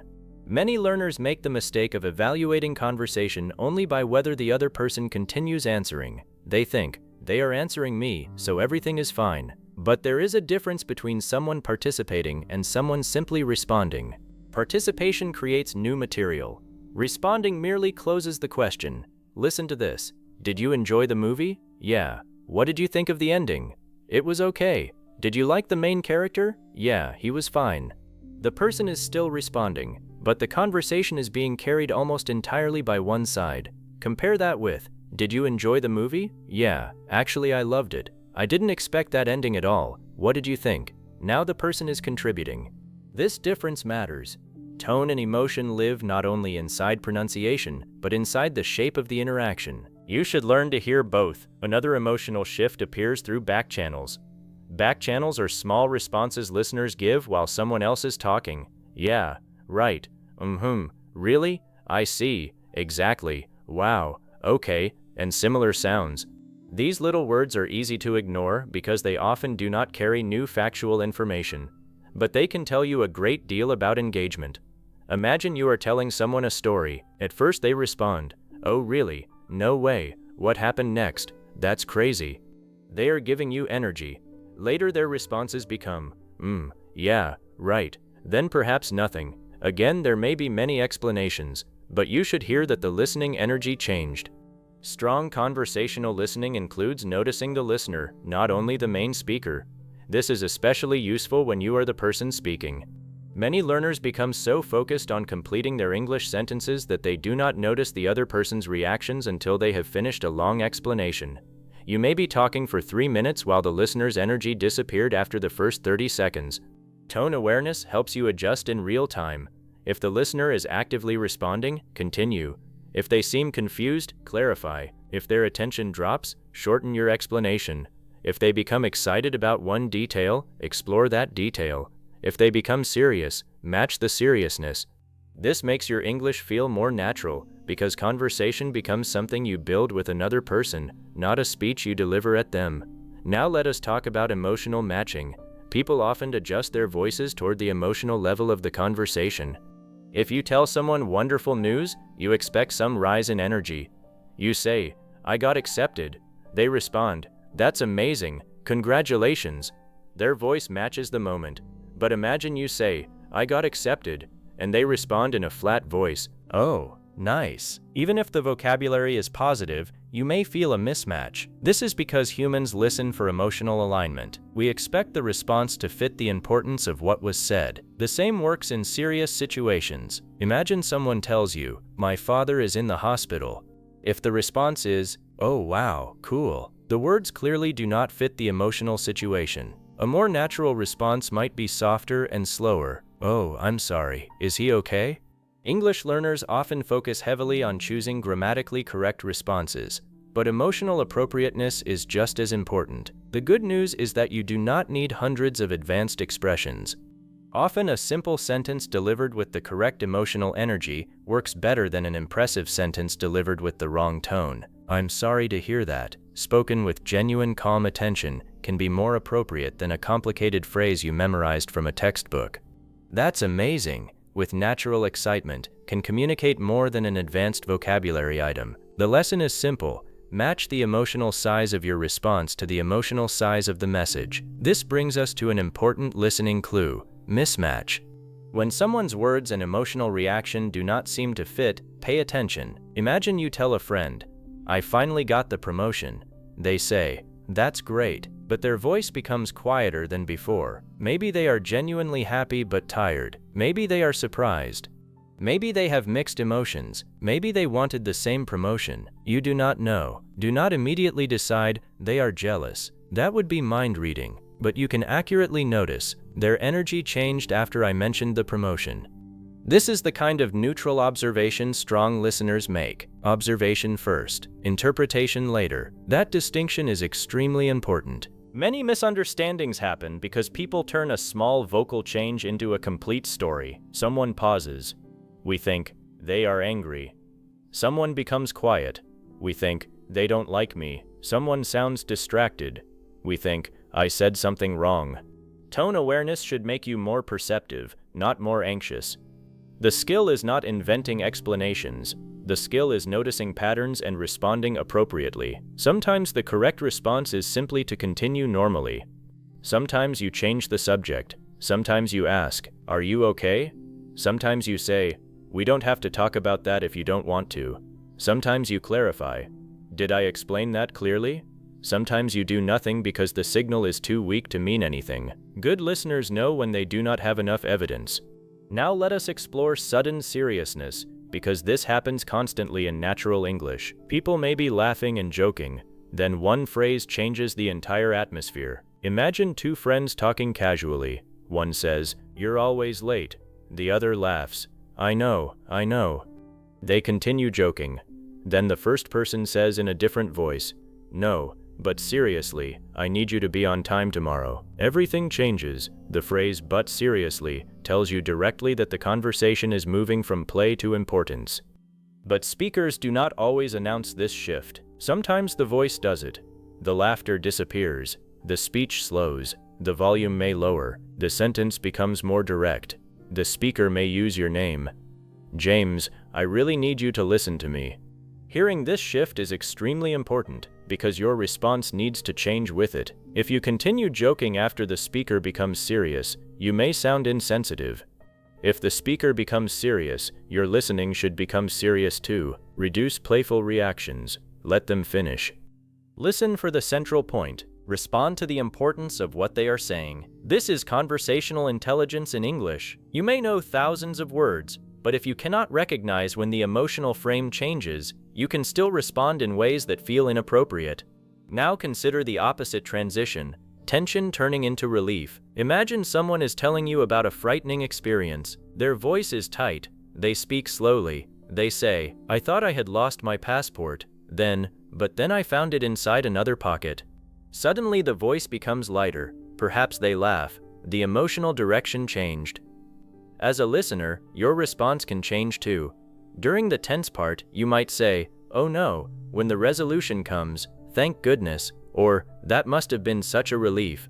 Strong listeners follow emotional movement. They do not choose one tone for an entire conversation and remain there. This matters when listening to stories, because stories often move through several emotional stages: excitement, problem, confusion, fear, relief, humor, reflection. If you hear only the factual sequence, you understand what happened. If you hear the emotional sequence, you understand why the story matters to the speaker. That second level is what makes conversation human. Another important shift is interest becoming excitement. Sometimes a person begins politely interested, then you touch a subject they genuinely care about. Their voice becomes faster, their pitch becomes more expressive, their answers become longer. They interrupt themselves because they have too much to say. They start giving examples. They may lean into the subject with phrases like, "Oh, actually, you know what's interesting? That reminds me. I love that. Wait, have you heard about?" This is valuable information. You have discovered a conversational door. When someone's energy rises, you often do not need to work hard to keep the conversation alive. Let them continue. Ask a simple question. "Really? What do you like about it? How did you get interested in that? What happened next?" Learners sometimes believe they need impressive English to create a good conversation. Often they need something simpler. Notice what gives the other person energy and stay there for a while. That is a much more natural strategy. Instead of constantly thinking, "What topic should I talk about next?" listen for where the speaker's voice becomes alive. Their tone may tell you the next topic. Now let us examine comfort developing over time. Not every emotional shift is negative. Someone may begin formal or nervous because they do not know you. Their first answers may be careful. They might say, "Yes, I work in finance. I've been there for 3 years." Their voice is polite but controlled. 10 minutes later, after discovering that you share an interest, they begin speaking more naturally. They laugh. They use contractions. Their sentences become less formal. They tell a personal story. They interrupt themselves. They joke. This change is valuable because it shows you that emotional listening is not only about detecting problems, it also helps you notice connection being built. English learners sometimes judge an interaction too early. The first 30 seconds feel stiff, so they think, "My English is bad." But many conversations between strangers begin with some formality. Comfort needs time. Do not interpret an initially reserved tone as failure. Listen for whether the interaction gradually opens. Maybe the person begins asking more questions. Maybe their responses become longer. Maybe they laugh more naturally. Maybe their vocabulary becomes more casual. These are signs that the conversation may be becoming more comfortable, and sometimes your own tone changes too. At first you speak carefully because you are monitoring grammar. Later you relax and become more expressive. The goal is not to sound emotionally intense from the first sentence. The goal is to become able to recognize and follow the natural development of the interaction. Another subtle signal is topic-specific emotion. A person may not have one mood for the whole conversation. Different subjects may produce different versions of their voice. Ask them about work. They become tired. Ask about their children. They become warm. Ask about travel. They become excited. Mention a difficult experience. They become reflective. Talk about a hobby. They speak quickly and enthusiastically. This gives you information about what topics carry emotional weight for them. When practicing English listening, try not to label a speaker globally. This person sounds happy. Instead, notice, they sounded relaxed while discussing work, but much more excited when they started talking about travel. That is more precise. You are learning to hear emotion as something that moves with meaning. This is especially helpful in interviews and podcasts. Watch an interview with someone who speaks for 10 or 20 minutes. Rather than trying to understand every new word, notice where their voice changes. At what moment do they become more animated? Where do they slow down? When do they laugh? When does their voice become softer? When do their answers become more careful? Mab. Which subject makes them speak with more certainty? Which subject creates hesitation? These. These observations teach you emotional listening in a natural context. They also make listening practice more interesting because you are no longer treating audio as a test. You are studying a human being communicating. Now let us talk about silence after a subject change. Silence is one of the easiest things for learners to misinterpret. Many learners become uncomfortable with pauses because they think every empty second means they failed to keep the conversation going. It does not. Some pauses are completely normal. A person may be thinking, remembering, choosing a word, deciding how much they want to say, processing what you told them. A pause becomes more informative when it is different from the speaker's normal rhythm. Imagine someone has been answering quickly throughout the conversation. You ask, "What did you think when you heard the news?" They pause for several seconds before saying, "I don't know. It was complicated." That delay may tell you the subject requires thought or emotion. Do not immediately fill the silence with another question. Give the person room. This is an important conversational skill for learners because nervousness often makes people speak too quickly to avoid silence. But sometimes silence is exactly what the conversation needs. If someone is choosing words carefully, interrupting the pause can prevent them from giving you the deeper answer. Learn to tolerate a few seconds of silence. Your English does not need to fill every space. Real conversation breathes.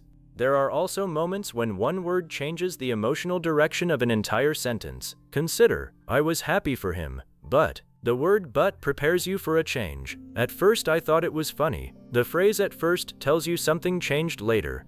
The strange thing is, now the speaker is moving towards something unexpected. Then everything changed. The emotional direction is turning. I didn't realize it at the time. The speaker is moving from past experience to later understanding.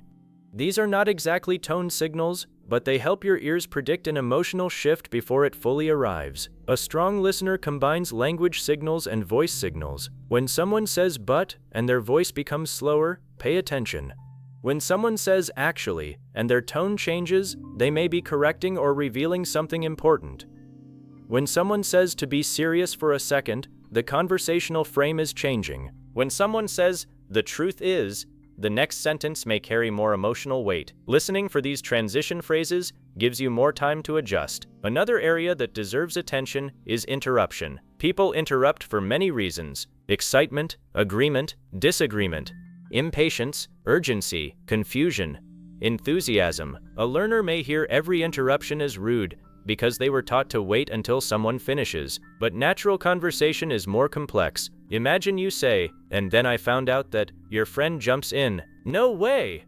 He actually did that?" That interruption may show excitement and engagement. Now compare. You say, "What I was trying to explain is..." Someone repeatedly cuts you off. "No, listen, that's not what happened." This interruption may communicate stronger disagreement or frustration. The act is similar. The emotional purpose is different. Listen to what the interruption does. Does it support the speaker? Does it finish their thought enthusiastically? Does it challenge them? Does it redirect the conversation? Does it stop them from continuing? This is another example of why emotional listening must consider function, not just sound. Overlapping speech can also reveal comfort. Close friends may speak over each other constantly while excited. Two people may laugh and add details at the same time. That does not necessarily mean conflict. If both voices remain warm and energetic, the overlap may show connection. Conversely, very controlled turn-taking does not necessarily mean people are comfortable. They may simply be formal. Do not use one conversational behavior as a universal emotional rule. Always ask what it is doing in this particular interaction. Another powerful clue is pronoun and wording change when emotion shifts. Sometimes a conversation becomes more personal.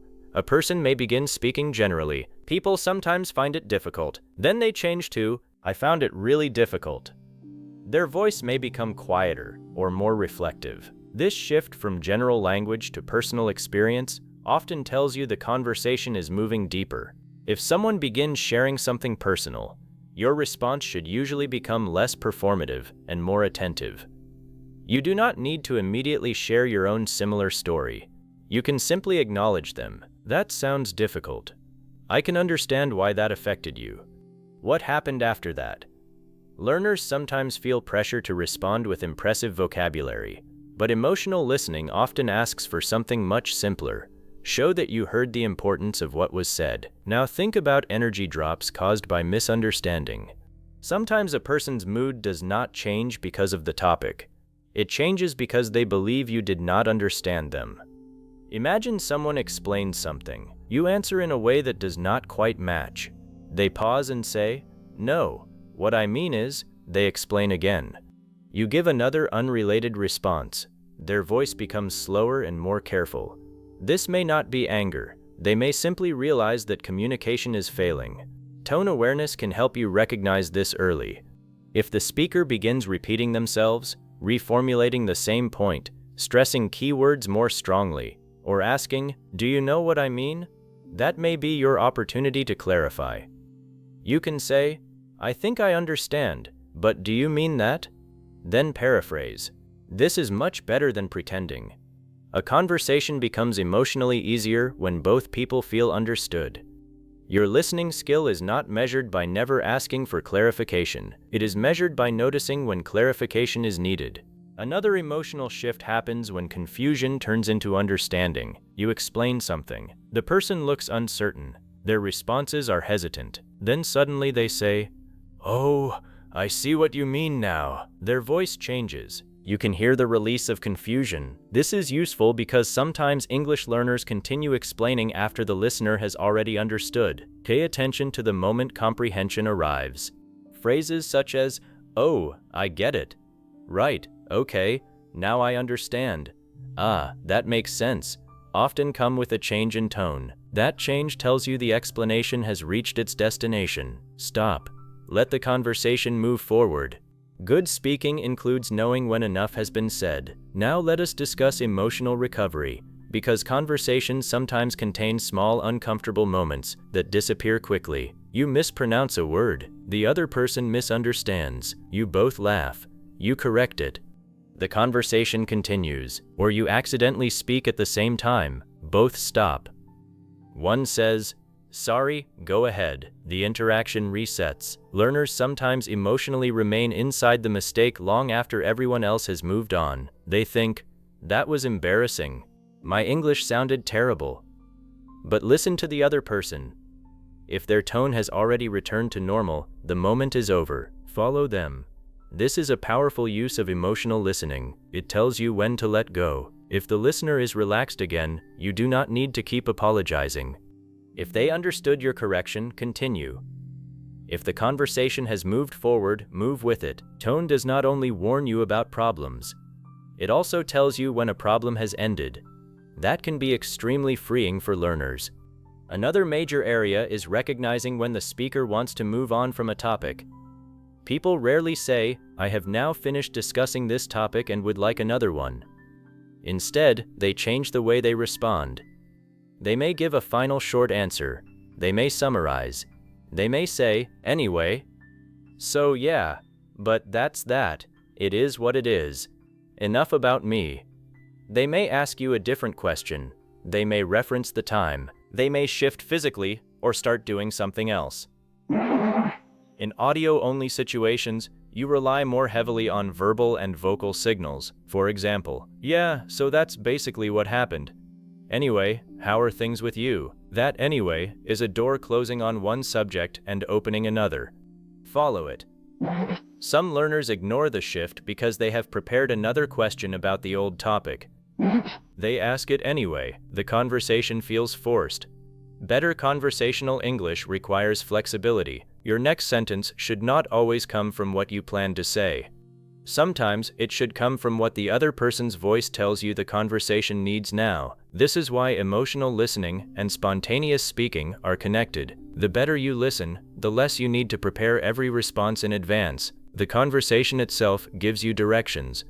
Now let us look at excitement that becomes overwhelm. Suppose someone initially loves talking about a project. Their voice is energetic. They explain everything. Then you ask several detailed questions. Their answers become slower. They say, "There's a lot going on with it, actually."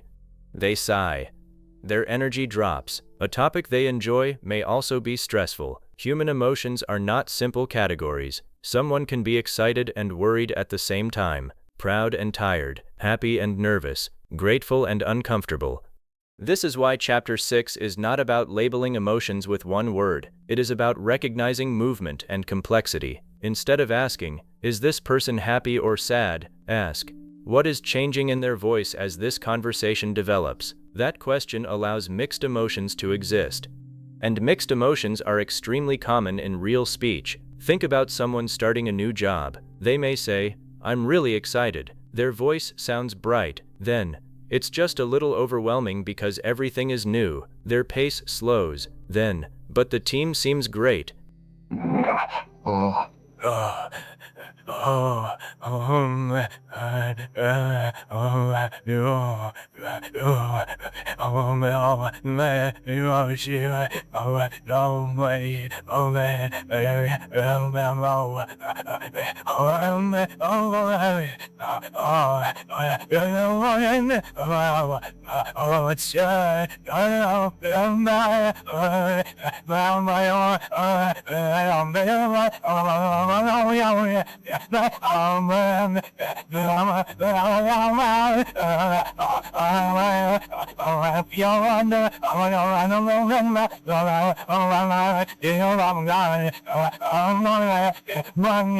Their voice lifts again. If you reduce this whole message to happy, you miss the emotional journey. If you follow the tone, you understand excitement, uncertainty, pressure, and reassurance inside the same answer. This is the level of listening we want. Another skill is recognizing emphasis through emotional contrast. Speakers sometimes make one part of a story quieter so that another part becomes stronger. Imagine, everything was completely normal. We had dinner, talked for a while, and then the speaker pauses. Their voice changes. Someone knocked on the door. Your attention immediately rises. The change tells you that this detail matters. Good storytellers use this naturally. They speed through background information and slow down around important moments. They become quieter before revealing something. They pause. They lower their voice. They suddenly increase energy. As a learner, recognizing these changes helps you know which information deserves the most attention. This is especially useful when you cannot understand every word. If you miss some vocabulary but correctly hear where the emotional emphasis falls, you may still follow the structure of the story. Tone becomes a guide to meaning. This is a powerful listening advantage. Imagine you understand only 70% of a story. You miss some descriptive words, but you hear the speaker become excited when they describe the discovery, serious when they explain the problem, and relieved at the end. You may understand the emotional architecture even with incomplete vocabulary. That helps you reconstruct meaning.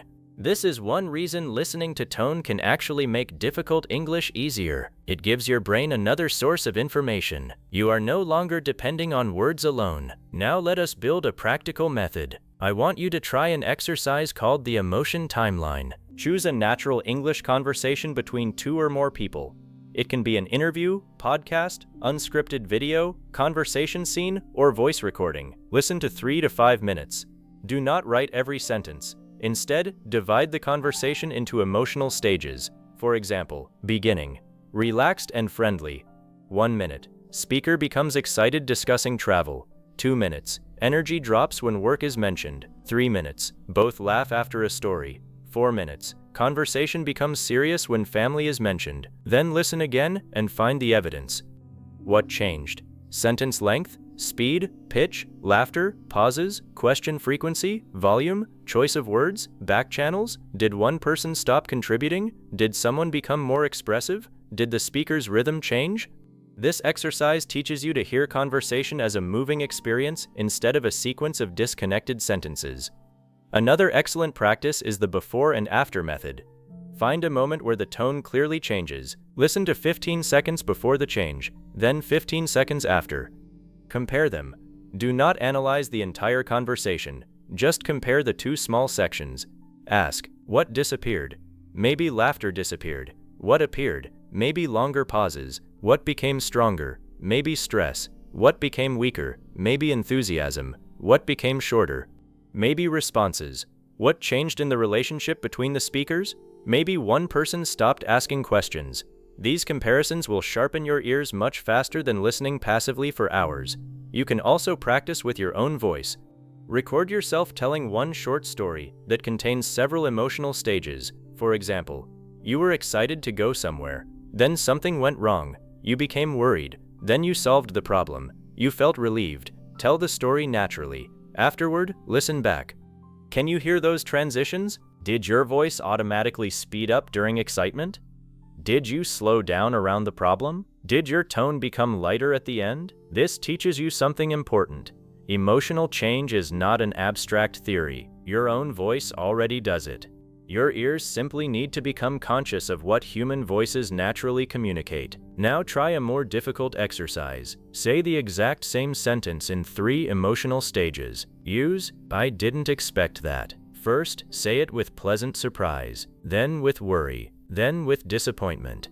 Now create a mini story around each version. You received a surprise gift. Your car suddenly made a strange sound. Someone you trusted canceled an important plan. The sentence is identical. The situation changes. Your voice changes with it.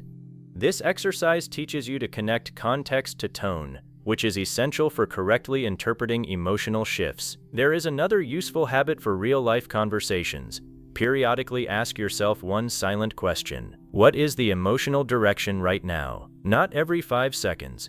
Do not become mechanical, but during important conversations, occasionally check. Is the conversation opening or closing? Becoming lighter or more serious? More comfortable or more tense? More interested or less engaged? Moving toward agreement or confusion?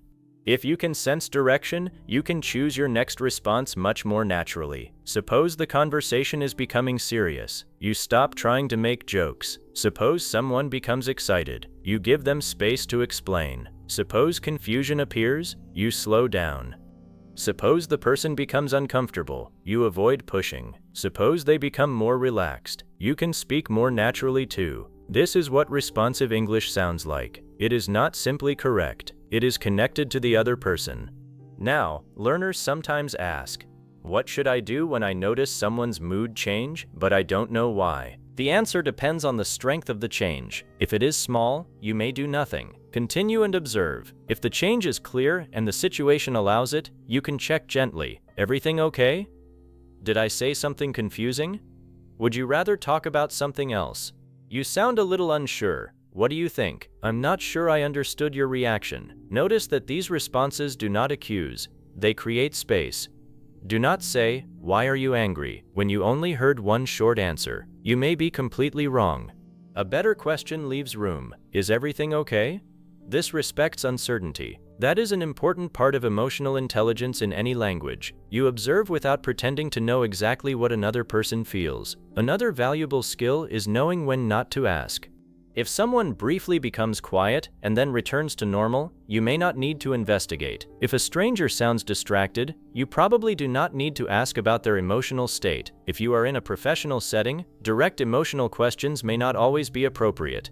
Tone awareness does not mean you must comment on every tone you hear. Often its purpose is simply to help you adjust your own behavior. You hear the person becoming more formal. You become a little more formal. You hear the conversation winding down. You finish naturally. You hear uncertainty. You avoid treating the statement as guaranteed. You hear seriousness. You listen more carefully. The best emotional listening is often invisible. Nobody knows you are doing it. They simply experience you as someone who responds appropriately. That is a powerful communication skill. You should also practice recognizing changes when you cannot see the speaker.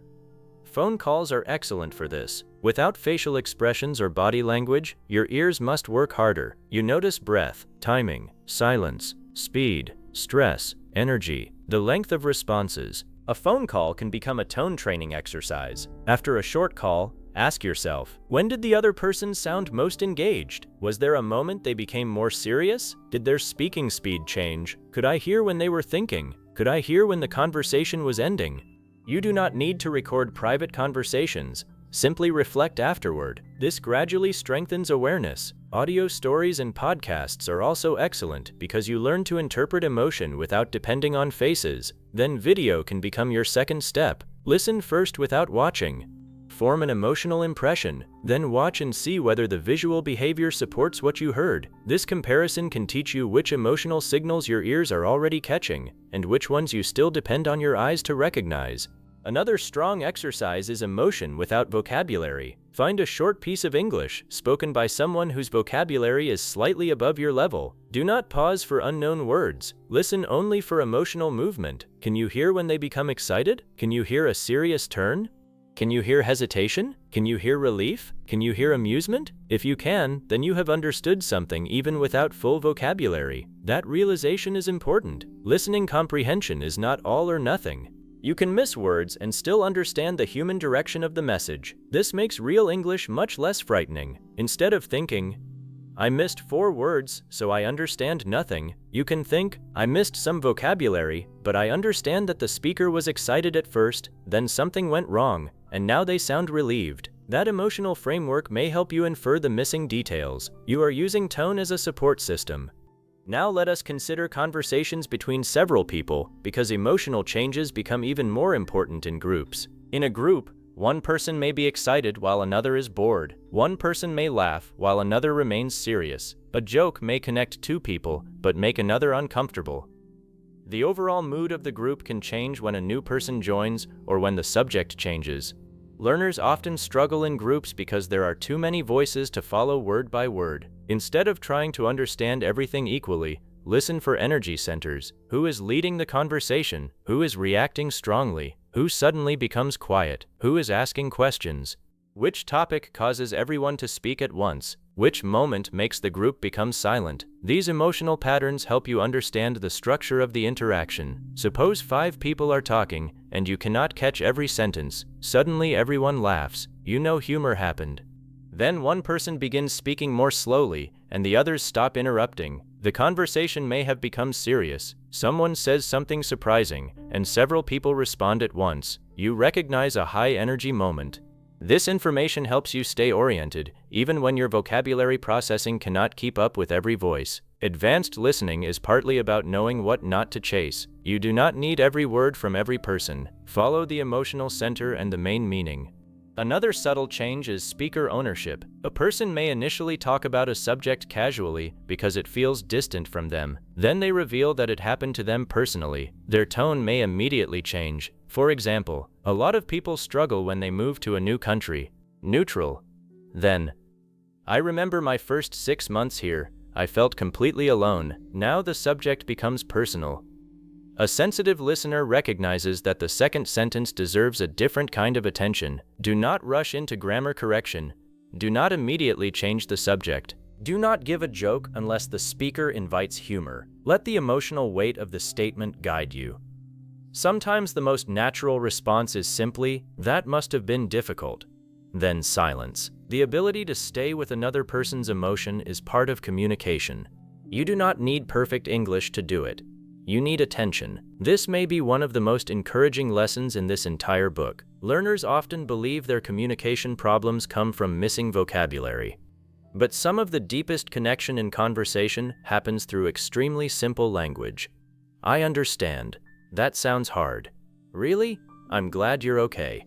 Take your time. The difference is tone and timing. A simple sentence spoken at the right emotional moment can feel more fluent than an advanced sentence spoken without awareness. That is why this skill matters so much. Now let us talk about the end of conversations, because many learners are unsure when a conversation is naturally finishing. The words may still be friendly, but the rhythm begins to close. Someone says, "Well, it was really good seeing you." Their voice may carry a final quality. Then, "I should probably get going," or, "Anyway, I'll let you get back to it," or, "We should catch up again soon." These are clear verbal signals, but sometimes the signals are subtler. Responses become shorter. New topics stop appearing. The speaker summarizes what was discussed. The energy gradually lowers. There may be longer gaps. If you recognize these signals, you can end the conversation gracefully instead of suddenly introducing another 20-minute topic. You might say, "Yeah, it was great talking to you. Definitely, take care. I'll message you later." This is another example of emotional listening helping your speaking. The speaker's tone tells you what kind of response fits. Now imagine the opposite. You think the conversation is ending, but suddenly the person says, "Oh, before you go, I wanted to ask you something." Their energy changes. The conversation reopens. Again, follow the movement. Do not treat conversation like a fixed script. It is constantly opening and closing small doors. Good listeners hear those doors. Let us build all of this into a daily practice that is simple enough to use. When you listen to real English, choose one conversation and forget vocabulary collection for a few minutes. On your first listen, ask only, "What is the starting mood?" On the second listen, "Where does the energy change?" On the third, "What caused the change?" Maybe a new topic, a joke, a disagreement, a personal memory, a question, a misunderstanding, a piece of good news, a difficult detail. Then ask, "What happened to the voice? Did it become faster, slower, softer? More animated? More careful? Did responses become shorter? Did questions disappear? Did laughter begin or end? Did pauses grow longer? Did the speaker begin repeating themselves?" This is enough. You do not need a complicated technical system. Repeated observation builds intuition. Eventually, you will stop thinking. Their response length decreased and vocal energy dropped. You will simply feel something changed. That intuitive feeling is what fluent listeners often experience. They do not consciously analyze every feature. Years of exposure have taught their brains to recognize patterns automatically. You can build the same kind of sensitivity intentionally. And there is one final skill I want you to take from this chapter. Do not listen only for emotion. Listen for direction. Emotion asks, "How do they feel right now?" Direction asks, "Where is this conversation moving? Toward excitement? Toward seriousness? Toward comfort? Toward disagreement? Toward closure? Toward a deeper personal topic? Toward humor? Toward confusion?" Direction is often more useful than an exact emotional label. You may not know whether someone is disappointed, tired, or uncomfortable, but you can still hear that their energy is closing. That is enough information to respond more gently. You may not know whether someone is surprised or excited, but you hear their energy opening. That is enough to show interest. You do not need perfect labels. You need useful awareness. From now on, listen to conversations as living things. Notice how people begin. Notice what makes them come alive. Notice where their voice becomes careful. Notice when their responses shrink. Notice when they begin giving you more. Notice when laughter disappears. Notice when seriousness arrives. Notice when discomfort passes and warmth returns. Notice when one topic closes and another opens.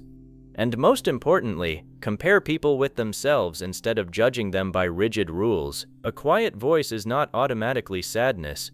A loud voice is not automatically anger. A short answer is not automatically rejection. A pause is not automatically discomfort. But when several parts of a person's normal pattern change together, your ears have received valuable information. You do not need to become a mind reader. You need to become a better observer. Because the emotional meaning of English does not live only inside isolated words like happy, angry, sorry, or excited. Sometimes it lives in the change between two sentences. It lives in the laugh that suddenly disappears. It lives in the answer that becomes shorter. It lives in the pause before something personal. It lives in the burst of energy when someone reaches a subject they love. It lives in the softer voice after bad news. It lives in the moment uncertainty becomes relief. It lives in the moment strangers begin sounding like friends. And when your ears become sensitive to those transitions, something remarkable happens. You stop entering conversations one sentence at a time.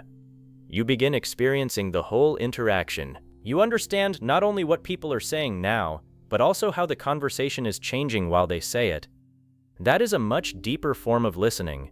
It allows you to respond at the right moment, change direction when necessary, stay with a subject when someone cares deeply about it, stop pushing when they close down, become serious when the situation becomes serious, and relax again when the tension passes. At that point, English is no longer only a language you decode. It becomes something you can feel moving between people, And once you can hear that movement, you are much closer to understanding real conversations the way they were meant to be understood. Chapter 7. Hear the tone, choose the right response, and understand people in real time. By this point, you have learned something far more important than simply recognizing whether a voice sounds happy, angry, polite, doubtful, serious, or playful. You have learned that spoken English carries information on two levels. The first level is the sentence itself. The second level is the speaker's attitude toward that sentence. But there is still one final skill that turns all of this knowledge into real communication. What do you do after you hear the tone? Recognizing emotion is useful, but conversation does not stop while you analyze it. Someone speaks, and within seconds you need to decide how to respond. Do you laugh? Do you become serious? Do you reassure them? Do you ask a question? Do you give them space? Do you clarify whether they were joking? Do you simply continue normally? This is where many English learners struggle even when they understand the words perfectly. They hear the sentence, recognize some emotion, but their response does not match the moment. Someone tells them something painful, and they respond with the same bright voice they use for good news. Someone makes a playful joke, and they begin defending themselves seriously. Someone sounds uncertain, but the learner treats the answer like a firm promise. Someone becomes excited, but the learner gives a flat okay. The grammar may be correct, yet the conversation feels disconnected. So this final chapter is about building an ear that does not merely identify tone. It uses tone to choose the next right move. Imagine someone tells you, "I finally passed the exam." The words are easy, but suppose their voice is full of excitement. You would probably not respond with a flat, emotionless, "That is good." A more natural response might be, "That's amazing, congratulations." The vocabulary is not especially advanced.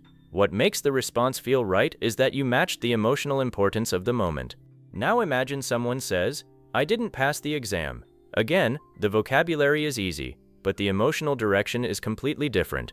A bright, "Oh, okay," would probably feel strange. A softer response such as, "I'm sorry, that must be disappointing," fits better. This teaches you one of the most useful rules in emotional English. Before choosing your words, understand the emotional job of your response. Does this moment need celebration, comfort, curiosity, reassurance, serious attention, clarification, agreement, space, playfulness? Your response becomes much easier when you know what it needs to accomplish. Learners often do the opposite.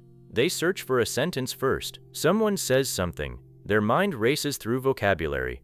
Which phrase should I use? Which grammar structure is correct? What would a fluent speaker say? Meanwhile, they forget to respond to the human being standing in front of them. Try changing the order. First ask, "What kind of moment is this?" Then choose simple English that fits it. This one habit can make your conversations feel much more natural without requiring thousands of new words.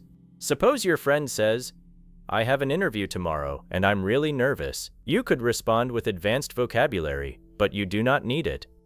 "You'll do great, just take your time." That may be enough. Suppose they say, "I have an interview tomorrow, I can't wait." Now the same event carries excitement instead of anxiety. Your response changes. "That's exciting, I hope it goes really well." Same topic, different emotional need. This is why you should stop memorizing one response for one situation.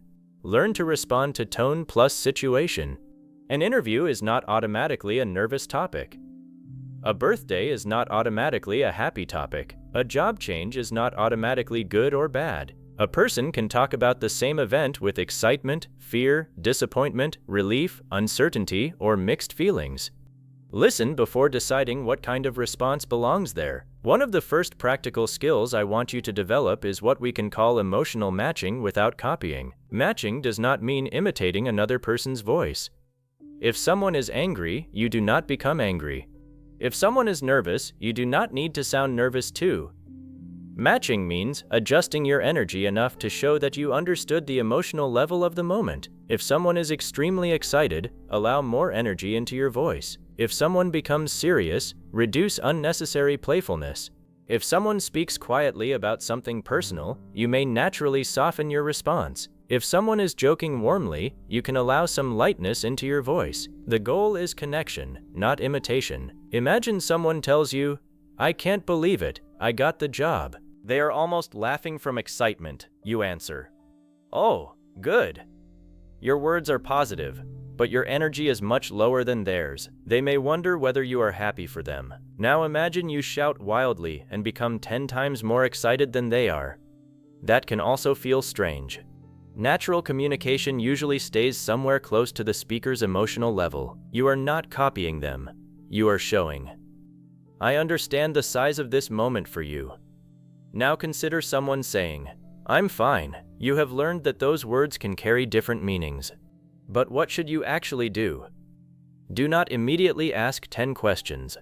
Do not instantly decide something is wrong. Listen to the surrounding signals. If they say it casually and continue normally, accept it. If their voice becomes unusually quiet, their answers close down, and they seem uncomfortable, you might gently say, "Are you sure?" Or, "If you want to talk, I'm here." Then give them the choice. This is important because emotional listening should never turn into emotional pressure. Understanding tone does not give you permission to force someone to explain their feelings. Sometimes the best response is simply giving them room. That skill is especially valuable in English because learners sometimes believe they must keep producing language to prove they can speak. But silence can also be a response. A pause can show respect. Allowing someone to continue can be better than filling every second with another sentence. Listening is part of speaking well. Another practical skill is knowing what to do when you are unsure about the tone. This will happen often. Someone says, "Nice." Were they genuinely pleased? Neutral? Unimpressed?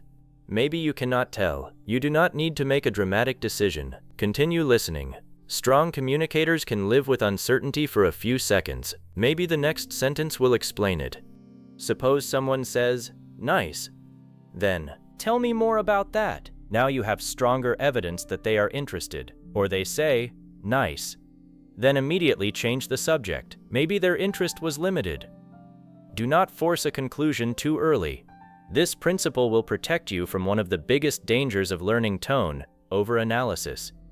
Once learners discover that voices contain hidden information, they sometimes begin analyzing everything. Why did they say hello like that? Why did their voice fall on that word? Why did they pause for 1 second? Maybe they are angry. Maybe they do not like me. That is not the purpose of this skill. Tone awareness should make conversation easier, not frightening. Most ordinary speech does not contain a secret message waiting to hurt you. Sometimes okay simply means okay. Sometimes a person is quiet because they are tired. Sometimes they pause because they forgot a word. Sometimes their voice sounds serious because that is naturally how they speak. Use tone to understand better, but never use it to invent problems without evidence. A useful principle is, notice first, confirm later. You notice that someone's energy changed. You do not immediately decide why. You keep listening. Context may confirm your interpretation. If the situation matters and you still are not sure, ask naturally. This gives us another essential skill, tone clarification. You already know how to ask someone to repeat words. "Sorry, could you say that again?" But what happens when you heard every word and still do not understand the intention? You need different questions. You can say, "Are you serious? Are you joking? Do you mean that literally? Are you okay with that? You sound unsure. Do you want some more time to think about it?" Just to make sure, is that a definite yes? These questions are extremely useful because misunderstanding intention can be more serious than misunderstanding vocabulary. Imagine someone says, "Yeah, I should be able to do that. You need the task completed tomorrow." Instead of assuming they promised, you can ask, "Great, should I consider that confirmed, or do you still need to check?" Now the ambiguity is gone. This is advanced communication, but the English itself is simple. The power comes from knowing what needs clarification. Another common situation is humor. Someone says something strange and you cannot tell whether they are serious. Do not panic. You can smile lightly and ask, "Wait, are you serious?" If they laugh and say, "No, I'm joking," the conversation continues. You have not failed. You successfully repaired an unclear moment. That word repair is important. Real communication is full of repairs. People misunderstand words. People misread tone. People make jokes that do not land. People accidentally sound rude. People choose the wrong expression. Fluent communication does not mean these things never happen. It means people know how to recover. Suppose someone makes a sarcastic comment and you take it literally. A few seconds later you realize, you can simply say, "Oh, you were joking, I completely missed that." Then laugh and continue. You do not need to spend the next 10 minutes feeling embarrassed. Or suppose someone thinks you are angry when you are not. They say, "Are you upset?" You can answer, "No, not at all. Sorry if I sounded serious. I'm just tired." Problem solved. Tone misunderstanding is not the end of a conversation. It is a normal communication problem with a normal solution.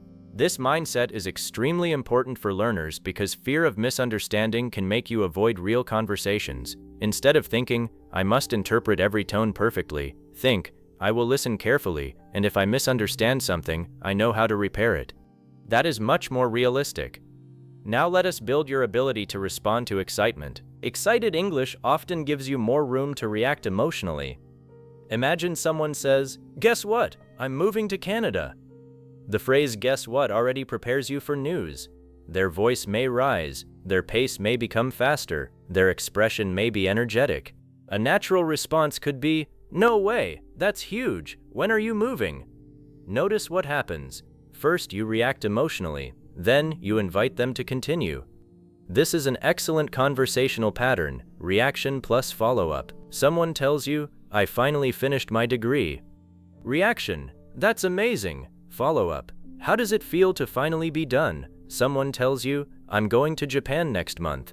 Reaction, "That sounds exciting." Follow-up, "Is it your first time going?" This structure is powerful because many learners know how to ask questions but forget to react first. If someone tells you exciting news and you immediately ask, "When?" the conversation may sound slightly mechanical. Add a human reaction. "That's exciting. When are you going?" Very simple change, much warmer communication. Now use the same pattern with difficult emotions. Someone says, "I lost my job yesterday." Do not immediately ask, "Why?" React first. "I'm really sorry to hear that." Then, if appropriate, "Are you doing okay?" The emotional reaction shows that you understood the meaning of the event. The follow-up shows interest. This is another reason tone awareness helps speaking. It tells you what kind of reaction should come before information questions. Learners often turn conversations into interviews. When did it happen? Where? Why? What happened next? Questions are useful, but people also need emotional acknowledgement. Try to develop this habit. Hear the feeling, acknowledge it, then continue. Now let us look at nervousness and uncertainty. Suppose someone says, "I'm not sure I can do this." Their voice sounds uncertain. One possible response is encouragement. "You can do it," but that is not always the best response. Maybe they need information rather than motivation. Maybe they are genuinely overwhelmed. A stronger response might be, "What part are you worried about?" This invites them to explain. Tone awareness should not make you automatically throw emotional phrases at people. It should help you understand what kind of support may be useful. If someone sounds uncertain about a decision, "I don't know if I should accept the offer," you might say, "What's making you hesitate?" That word hesitate connects directly with the emotion you heard. Now the conversation can go deeper. If they say, "The salary is great, but I'm worried about the hours," you understand why the tone was uncertain. This is how emotional listening creates better questions. Instead of asking random questions, you ask about the part carrying emotional weight. Another useful situation is frustration. Imagine someone is explaining a problem and their voice becomes increasingly frustrated. Your instinct as a learner may be to offer solutions immediately. "You should do this." "Why don't you do that?" But sometimes the speaker does not want a solution yet. They want to be heard. A simple response, "That sounds really frustrating," can be powerful. Then wait. They may say, "Exactly, that's what I mean." Now they feel understood. Later you can ask, "Do you want to think about what you could do next?" This is not only English, it is communication, but learning English without learning how language responds to emotion leaves an important gap.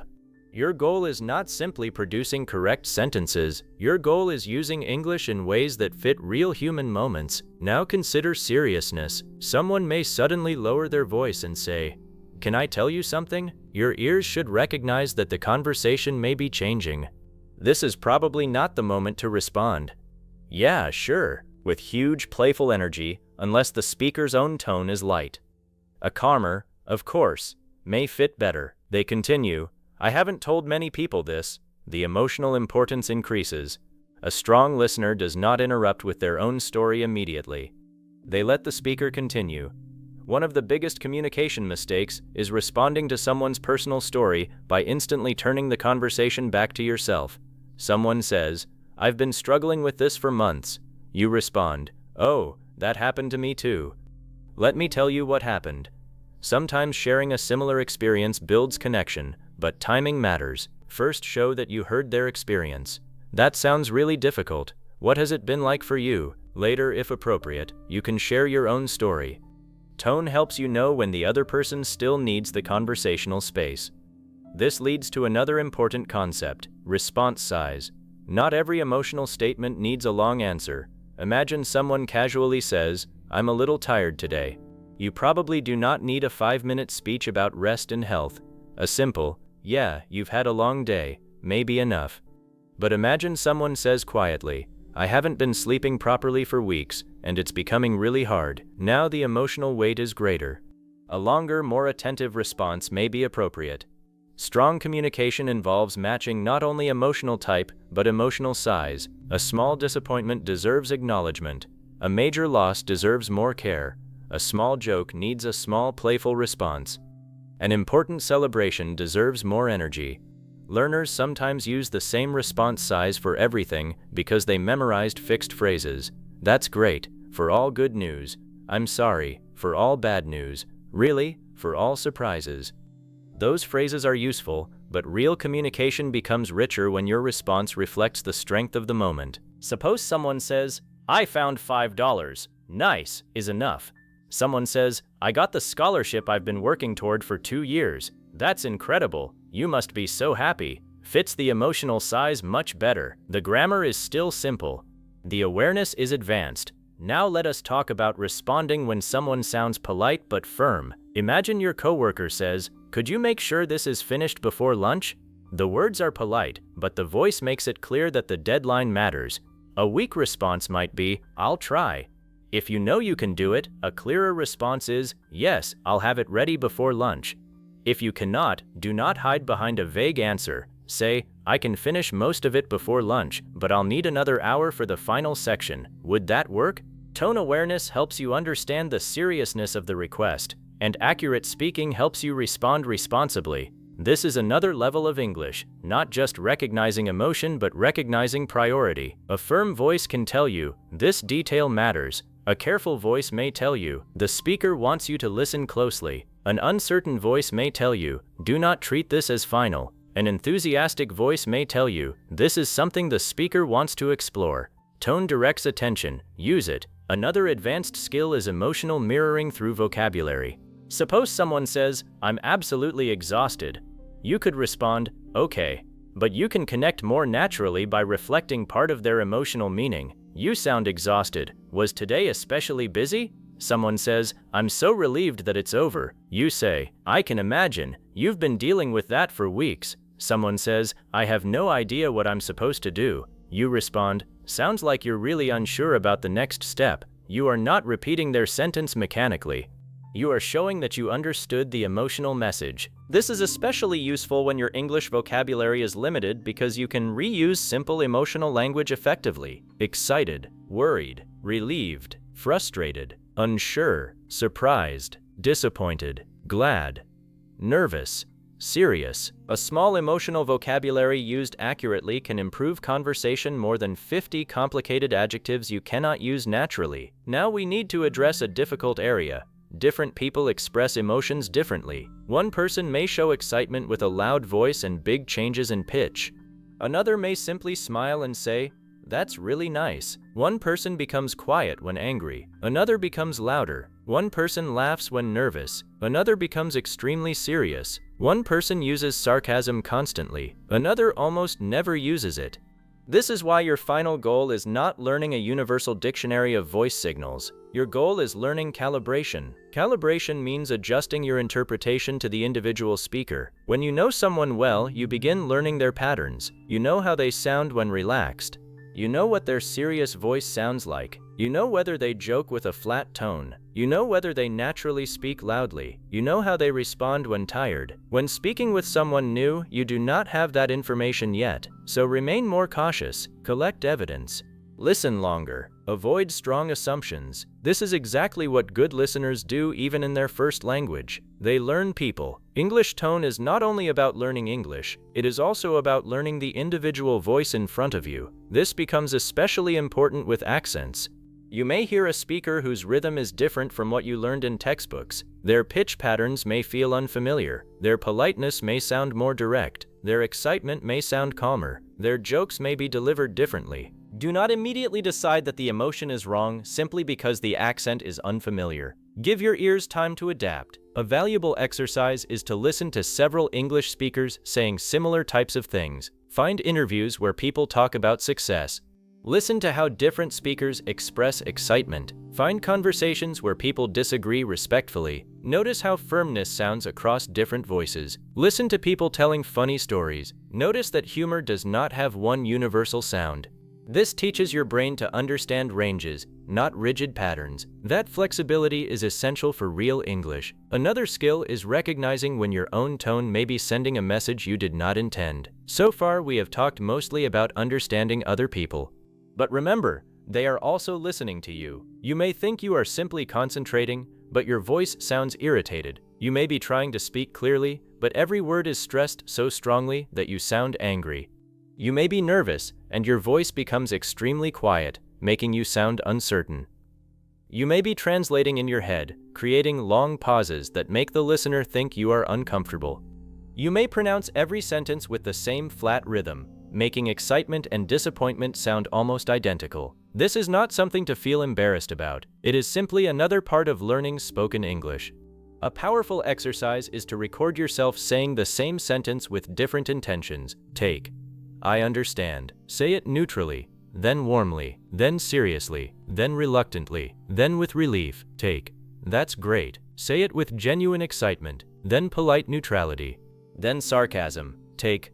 Are you okay? Say it with concern, then casual curiosity, then surprise. Listen back. Can you hear what you intended? If not, exaggerate the emotion slightly and record again. This is not acting practice. It is vocal flexibility training. Many learners spend years improving pronunciation of individual sounds, but never practice pronunciation of attitude. Yet attitude is part of pronunciation too, where you place stress, how your pitch moves, how long you hold a word, how much energy you give the sentence, where you pause. All of these shape how people interpret you. Another excellent exercise is emotion shadowing. Traditional shadowing asks you to repeat what a speaker says. For this book, I want you to shadow something deeper. Choose a 10-second clip from a natural conversation. First listen to the words, then listen again only to the emotional delivery. Now repeat the sentence while trying to copy the speaker's emotional shape, not their identity, not their accent perfectly. Copy the energy. If the speaker sounds uncertain, reproduce the hesitation. If they sound excited, reproduce the rise in energy. If they become serious on one phrase, let your voice become serious there. If they make a playful comment, notice the rhythm that carries the humor. Record yourself, compare. This trains your ears and voice at the same time. At first you may feel exaggerated. That is fine. You are teaching your mouth and ears to recognize contrasts. Later your production becomes subtler. Another powerful practice is remove the words. Listen to a short English clip in which the emotion is clear. Do not try to understand the vocabulary. Imagine the words have no meaning. Listen to the voice as sound. Where does the energy rise? Where does it fall? Where does the speaker become softer? Where does the rhythm speed up? Where is the strongest syllable? Where does laughter enter? Where does tension disappear? This sounds unusual, but it teaches your brain to stop depending completely on vocabulary. Then listen again with the words. Now combine the two layers. This is particularly useful for advanced learners whose vocabulary understanding is so strong that words automatically dominate attention. You are teaching yourself to hear the voice independently. Another method is predict the emotion before checking the sentence. Choose a video and, if possible, listen without looking at the speaker. Pause after one line. Ask, what is my first emotional impression? Not a perfect label, maybe. Positive, negative, uncertain. playful, serious, warm, distant. Then listen to the next few sentences. Did your interpretation make sense? If not, ask why. Perhaps the speaker's style is unfamiliar. Perhaps you focused too much on volume. Perhaps the person was joking. Perhaps the words revealed context you did not have yet. Mistakes in this exercise are valuable because they teach you what your ears are overusing. Maybe you assume low pitch means anger. Maybe you assume laughter means happiness. Maybe you interpret fast speech as impatience. Repeated practice helps you correct these assumptions. That is how intuition becomes more accurate. Now let us build a practical tone response system that you can use in conversation. When someone speaks, mentally pass through 3 simple stages. First, meaning. What happened? What information are they giving me? Second, attitude. How do they seem to feel, or how strongly do they stand behind what they are saying? Third, response. What does this moment need from me? You do not need to consciously say these words in your head every time, but during practice, use them. Imagine, I think the meeting might be canceled. Meaning, the meeting may not happen. Attitude, uncertainty. Response, clarify. Do you know when they'll confirm it? Another, I finally finished the project. Meaning, project completed. Attitude, relief and excitement. Response, celebrate. That's great. You must be relieved. Another, yeah, whatever. Meaning, apparent acceptance. Attitude, possibly irritation or disengagement depending on context. Response, do not automatically continue as if enthusiastic agreement occurred.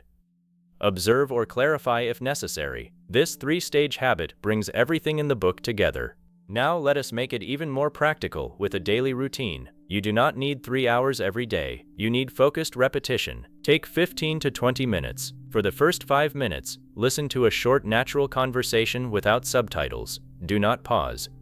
Identify only the broad emotional movement. Who sounds relaxed? Who sounds excited? Does anyone become serious? Is there humor? Is there hesitation? For the next 5 minutes, replay a small section.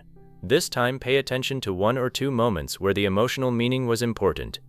Notice exactly what created your impression. For the next 5 minutes, imitate 2 or 3 lines.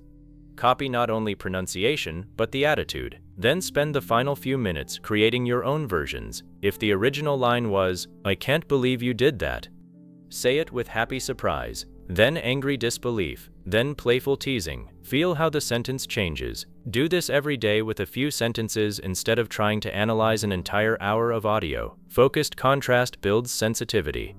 You can also create what I call a tone notebook, but it should not look like a normal vocabulary notebook. Do not write, fine = okay. Instead, write something like, fine, possible readings in different contexts, neutral acceptance, reluctant acceptance, irritation, conversation closure. Then add 1 real situation where you heard it. Do the same with, sure, really, right, interesting, okay, great, wow, I see, no problem, whatever, seriously. Over time, you will build a map of how common English words behave emotionally. This is more useful than memorizing rare vocabulary because these small words appear constantly in real conversations. Another good practice is to collect contrast pairs. For example, genuine, great, sarcastic, great, interested, really, doubtful, really, warm, sure, reluctant, sure, concerned, are you okay, annoyed, are you okay? Listen to the contrast. Record your own contrast. Your brain learns differences faster when 2 meanings are placed side by side. This is the same reason pronunciation learners practice minimal pairs such as ship and sheep. Here, you are practicing emotional minimal pairs. Same words, different attitude. That is an extremely effective way to sharpen your listening. Now think about your real-world opportunities. Every conversation can become practice. At a shop, notice how the employee's voice changes when greeting someone versus solving a problem. In a meeting, notice which ideas receive confident support and which receive hesitant responses. During a phone call, listen for uncertainty before someone checks information. In an interview, notice when the speaker becomes passionate about one topic. In a comedy clip, listen for the moment literal meaning breaks. In a serious story, listen for where the speaker slows down. In casual conversation, notice how friends signal that they are teasing. You do not need to turn every interaction into a lesson. Just choose one small thing to notice. Today, notice enthusiasm. Tomorrow, notice uncertainty. Another day, listen for seriousness, then joking, then polite firmness. Over time, these separate skills merge. Your brain begins processing them without effort. That is exactly what you want. One day someone will say sure, and you will not consciously think, the pitch fell, response was delayed, vocal energy decreased, therefore reluctance may be present. You will simply hear, they don't sound very enthusiastic about this. That is automatic understanding. But getting there requires repetition. Another important skill is reviewing your mistakes instead of avoiding them. Suppose you misunderstood someone's tone today. Do not simply feel embarrassed and forget it. Ask, what did I hear? What did I think it meant? What did it actually mean? Which clue did I miss? Maybe you misunderstood dry humor because you were expecting laughter. Maybe you interpreted a loud voice as anger when the person was excited. Maybe you thought a polite phrase meant agreement when it was actually a soft disagreement. That moment is valuable. Your brain learns strongly from mismatches. The next time you hear a similar pattern, recognition may come faster. This is how real-world fluency develops, not by never making mistakes, by converting mistakes into better listening patterns. Also learn from moments when you were correct. You sensed hesitation. Then the speaker said, "Actually, I'm not completely sure." Great. Your ears detected it before the words confirmed it. You sensed a joke. Then everyone laughed. Excellent. You heard the non-literal layer. You noticed someone becoming serious. Then they said, "I need to talk to you about something important." Your perception matched the context. These small successes show that your emotional listening system is growing. Another ability you should develop is separating the speaker's emotion from yourself. If someone sounds irritated, that does not automatically mean they are irritated with you. Perhaps they are talking about traffic. Perhaps they had a difficult day. Perhaps the computer is not working. Perhaps they are tired. Learners can sometimes become nervous simply because they hear a strong emotion in English. They begin thinking, what did I do wrong? Instead, first locate the emotion. What is the person talking about? What happened before? Where is the frustration directed? A person can sound angry while speaking to you without being angry at you. That distinction is extremely important. Someone calls customer support and says, "I've been trying to solve this for 3 hours." Their voice is frustrated. If you are the support agent, they may not personally dislike you. Their frustration is directed at the situation. Your best response is not defensiveness. It is acknowledgement. I understand why that would be frustrating. Let's see what we can do. This is a powerful example of emotional English at work. You hear emotion correctly, identify its target, and respond constructively. Now consider another difficult area, mixed signals. Someone laughs while describing something uncomfortable. Someone says, "I'm happy for you," but sounds slightly sad. Someone says they are nervous, but also excited. Humans often feel more than one thing at a time. Do not force everything into one category. A learner may ask, was she happy or sad? Maybe both. Someone can be proud of their child moving away and sad that the house will be empty. Someone can be excited about a new job and afraid of failing.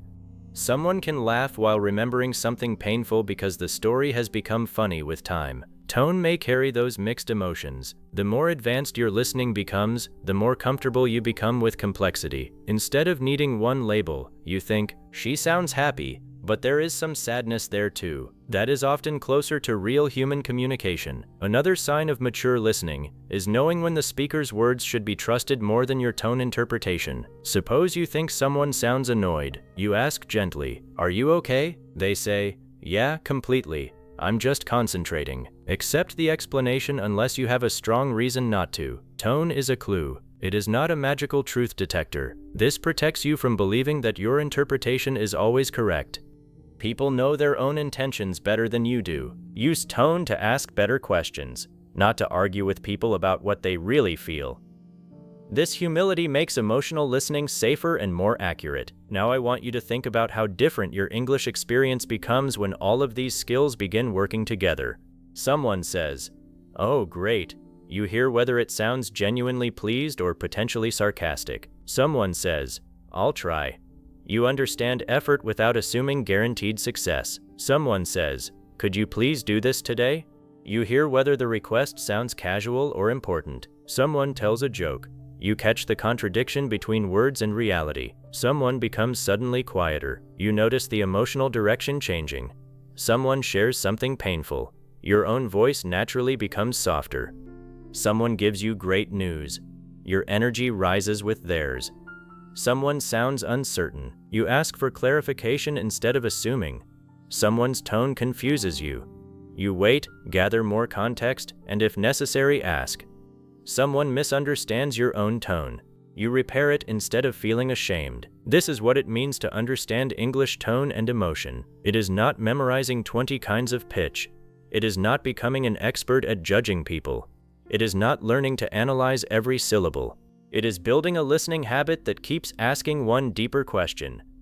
What is this person communicating beyond the dictionary meaning of the sentence? And then another. What kind of response fits that meaning? At the beginning of this book, perhaps okay sounded like one simple word.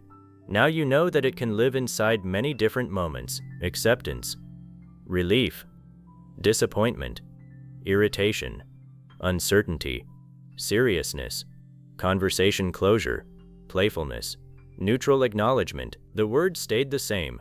Your listening became deeper.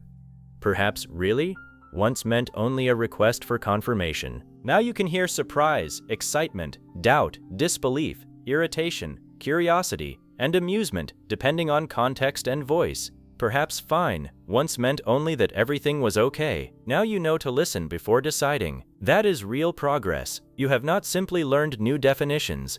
You have changed what your ears pay attention to, and that is the most important transformation. You do not need to become perfect at this tomorrow. Begin with awareness. For 1 week, listen for only broad contrasts: warm or distant, certain or uncertain, playful or serious, engaged or closing down. Then become more precise: excited or nervous, genuine or sarcastic, polite and relaxed, or polite but firm, interested or simply acknowledging. Do not rush. Your ears need exposure. The more real voices you hear, the richer your understanding becomes. Different ages, different accents, different personalities, different situations, different emotional styles. Listen to interviews, conversations, stories, phone calls, natural videos, podcasts, real people speaking without trying to teach English. That is where tone becomes alive. Then use what you learn in your own speaking. Do not only pronounce the sentence, give the sentence an intention. When you say congratulations, sound happy for the person. When you say I'm sorry, allow sincerity into your voice. When you ask, are you okay? Let concern be heard. When you say I'm not sure, do not be ashamed of uncertainty. When you need to be firm, speak clearly without becoming aggressive. When you joke, understand the relationship and situation. When something matters, allow your voice to show that it matters. This is where spoken English begins to feel less like reciting learned sentences and more like communicating yourself. And one day, you will notice something that may surprise you. Someone will say a perfectly ordinary sentence, perhaps, yeah, sure, that's interesting, I'm fine, really? Or, okay. There will be no difficult vocabulary, no complicated grammar. But immediately, before consciously analyzing anything, you will understand something deeper. You will hear enthusiasm, or hesitation, or warmth, or discomfort, or humor, or seriousness, and your response will come naturally because your brain is no longer listening only for language.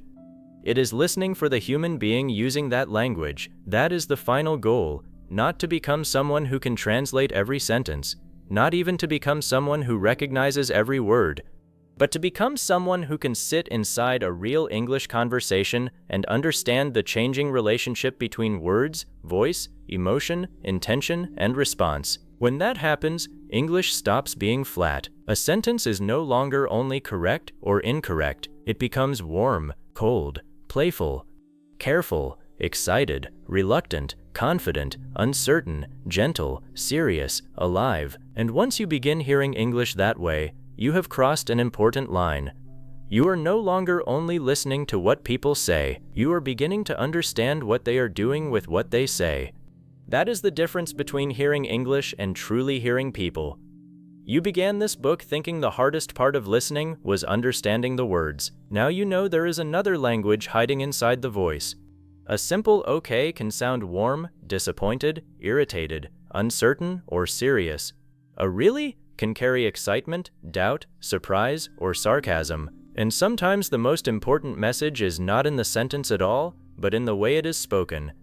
So from today, do not listen only for vocabulary. Listen for the feeling. Listen for the intention. Listen for the person behind the words. With practice, you will stop asking, "What did they say?" and begin understanding, "What did they really mean?" If this book helped you, subscribe to English Mindset Academy and comment, "I will hear the feeling behind the words." This was English Tone and Emotion. And remember, real listening is not only hearing English, it is hearing the human emotion inside it.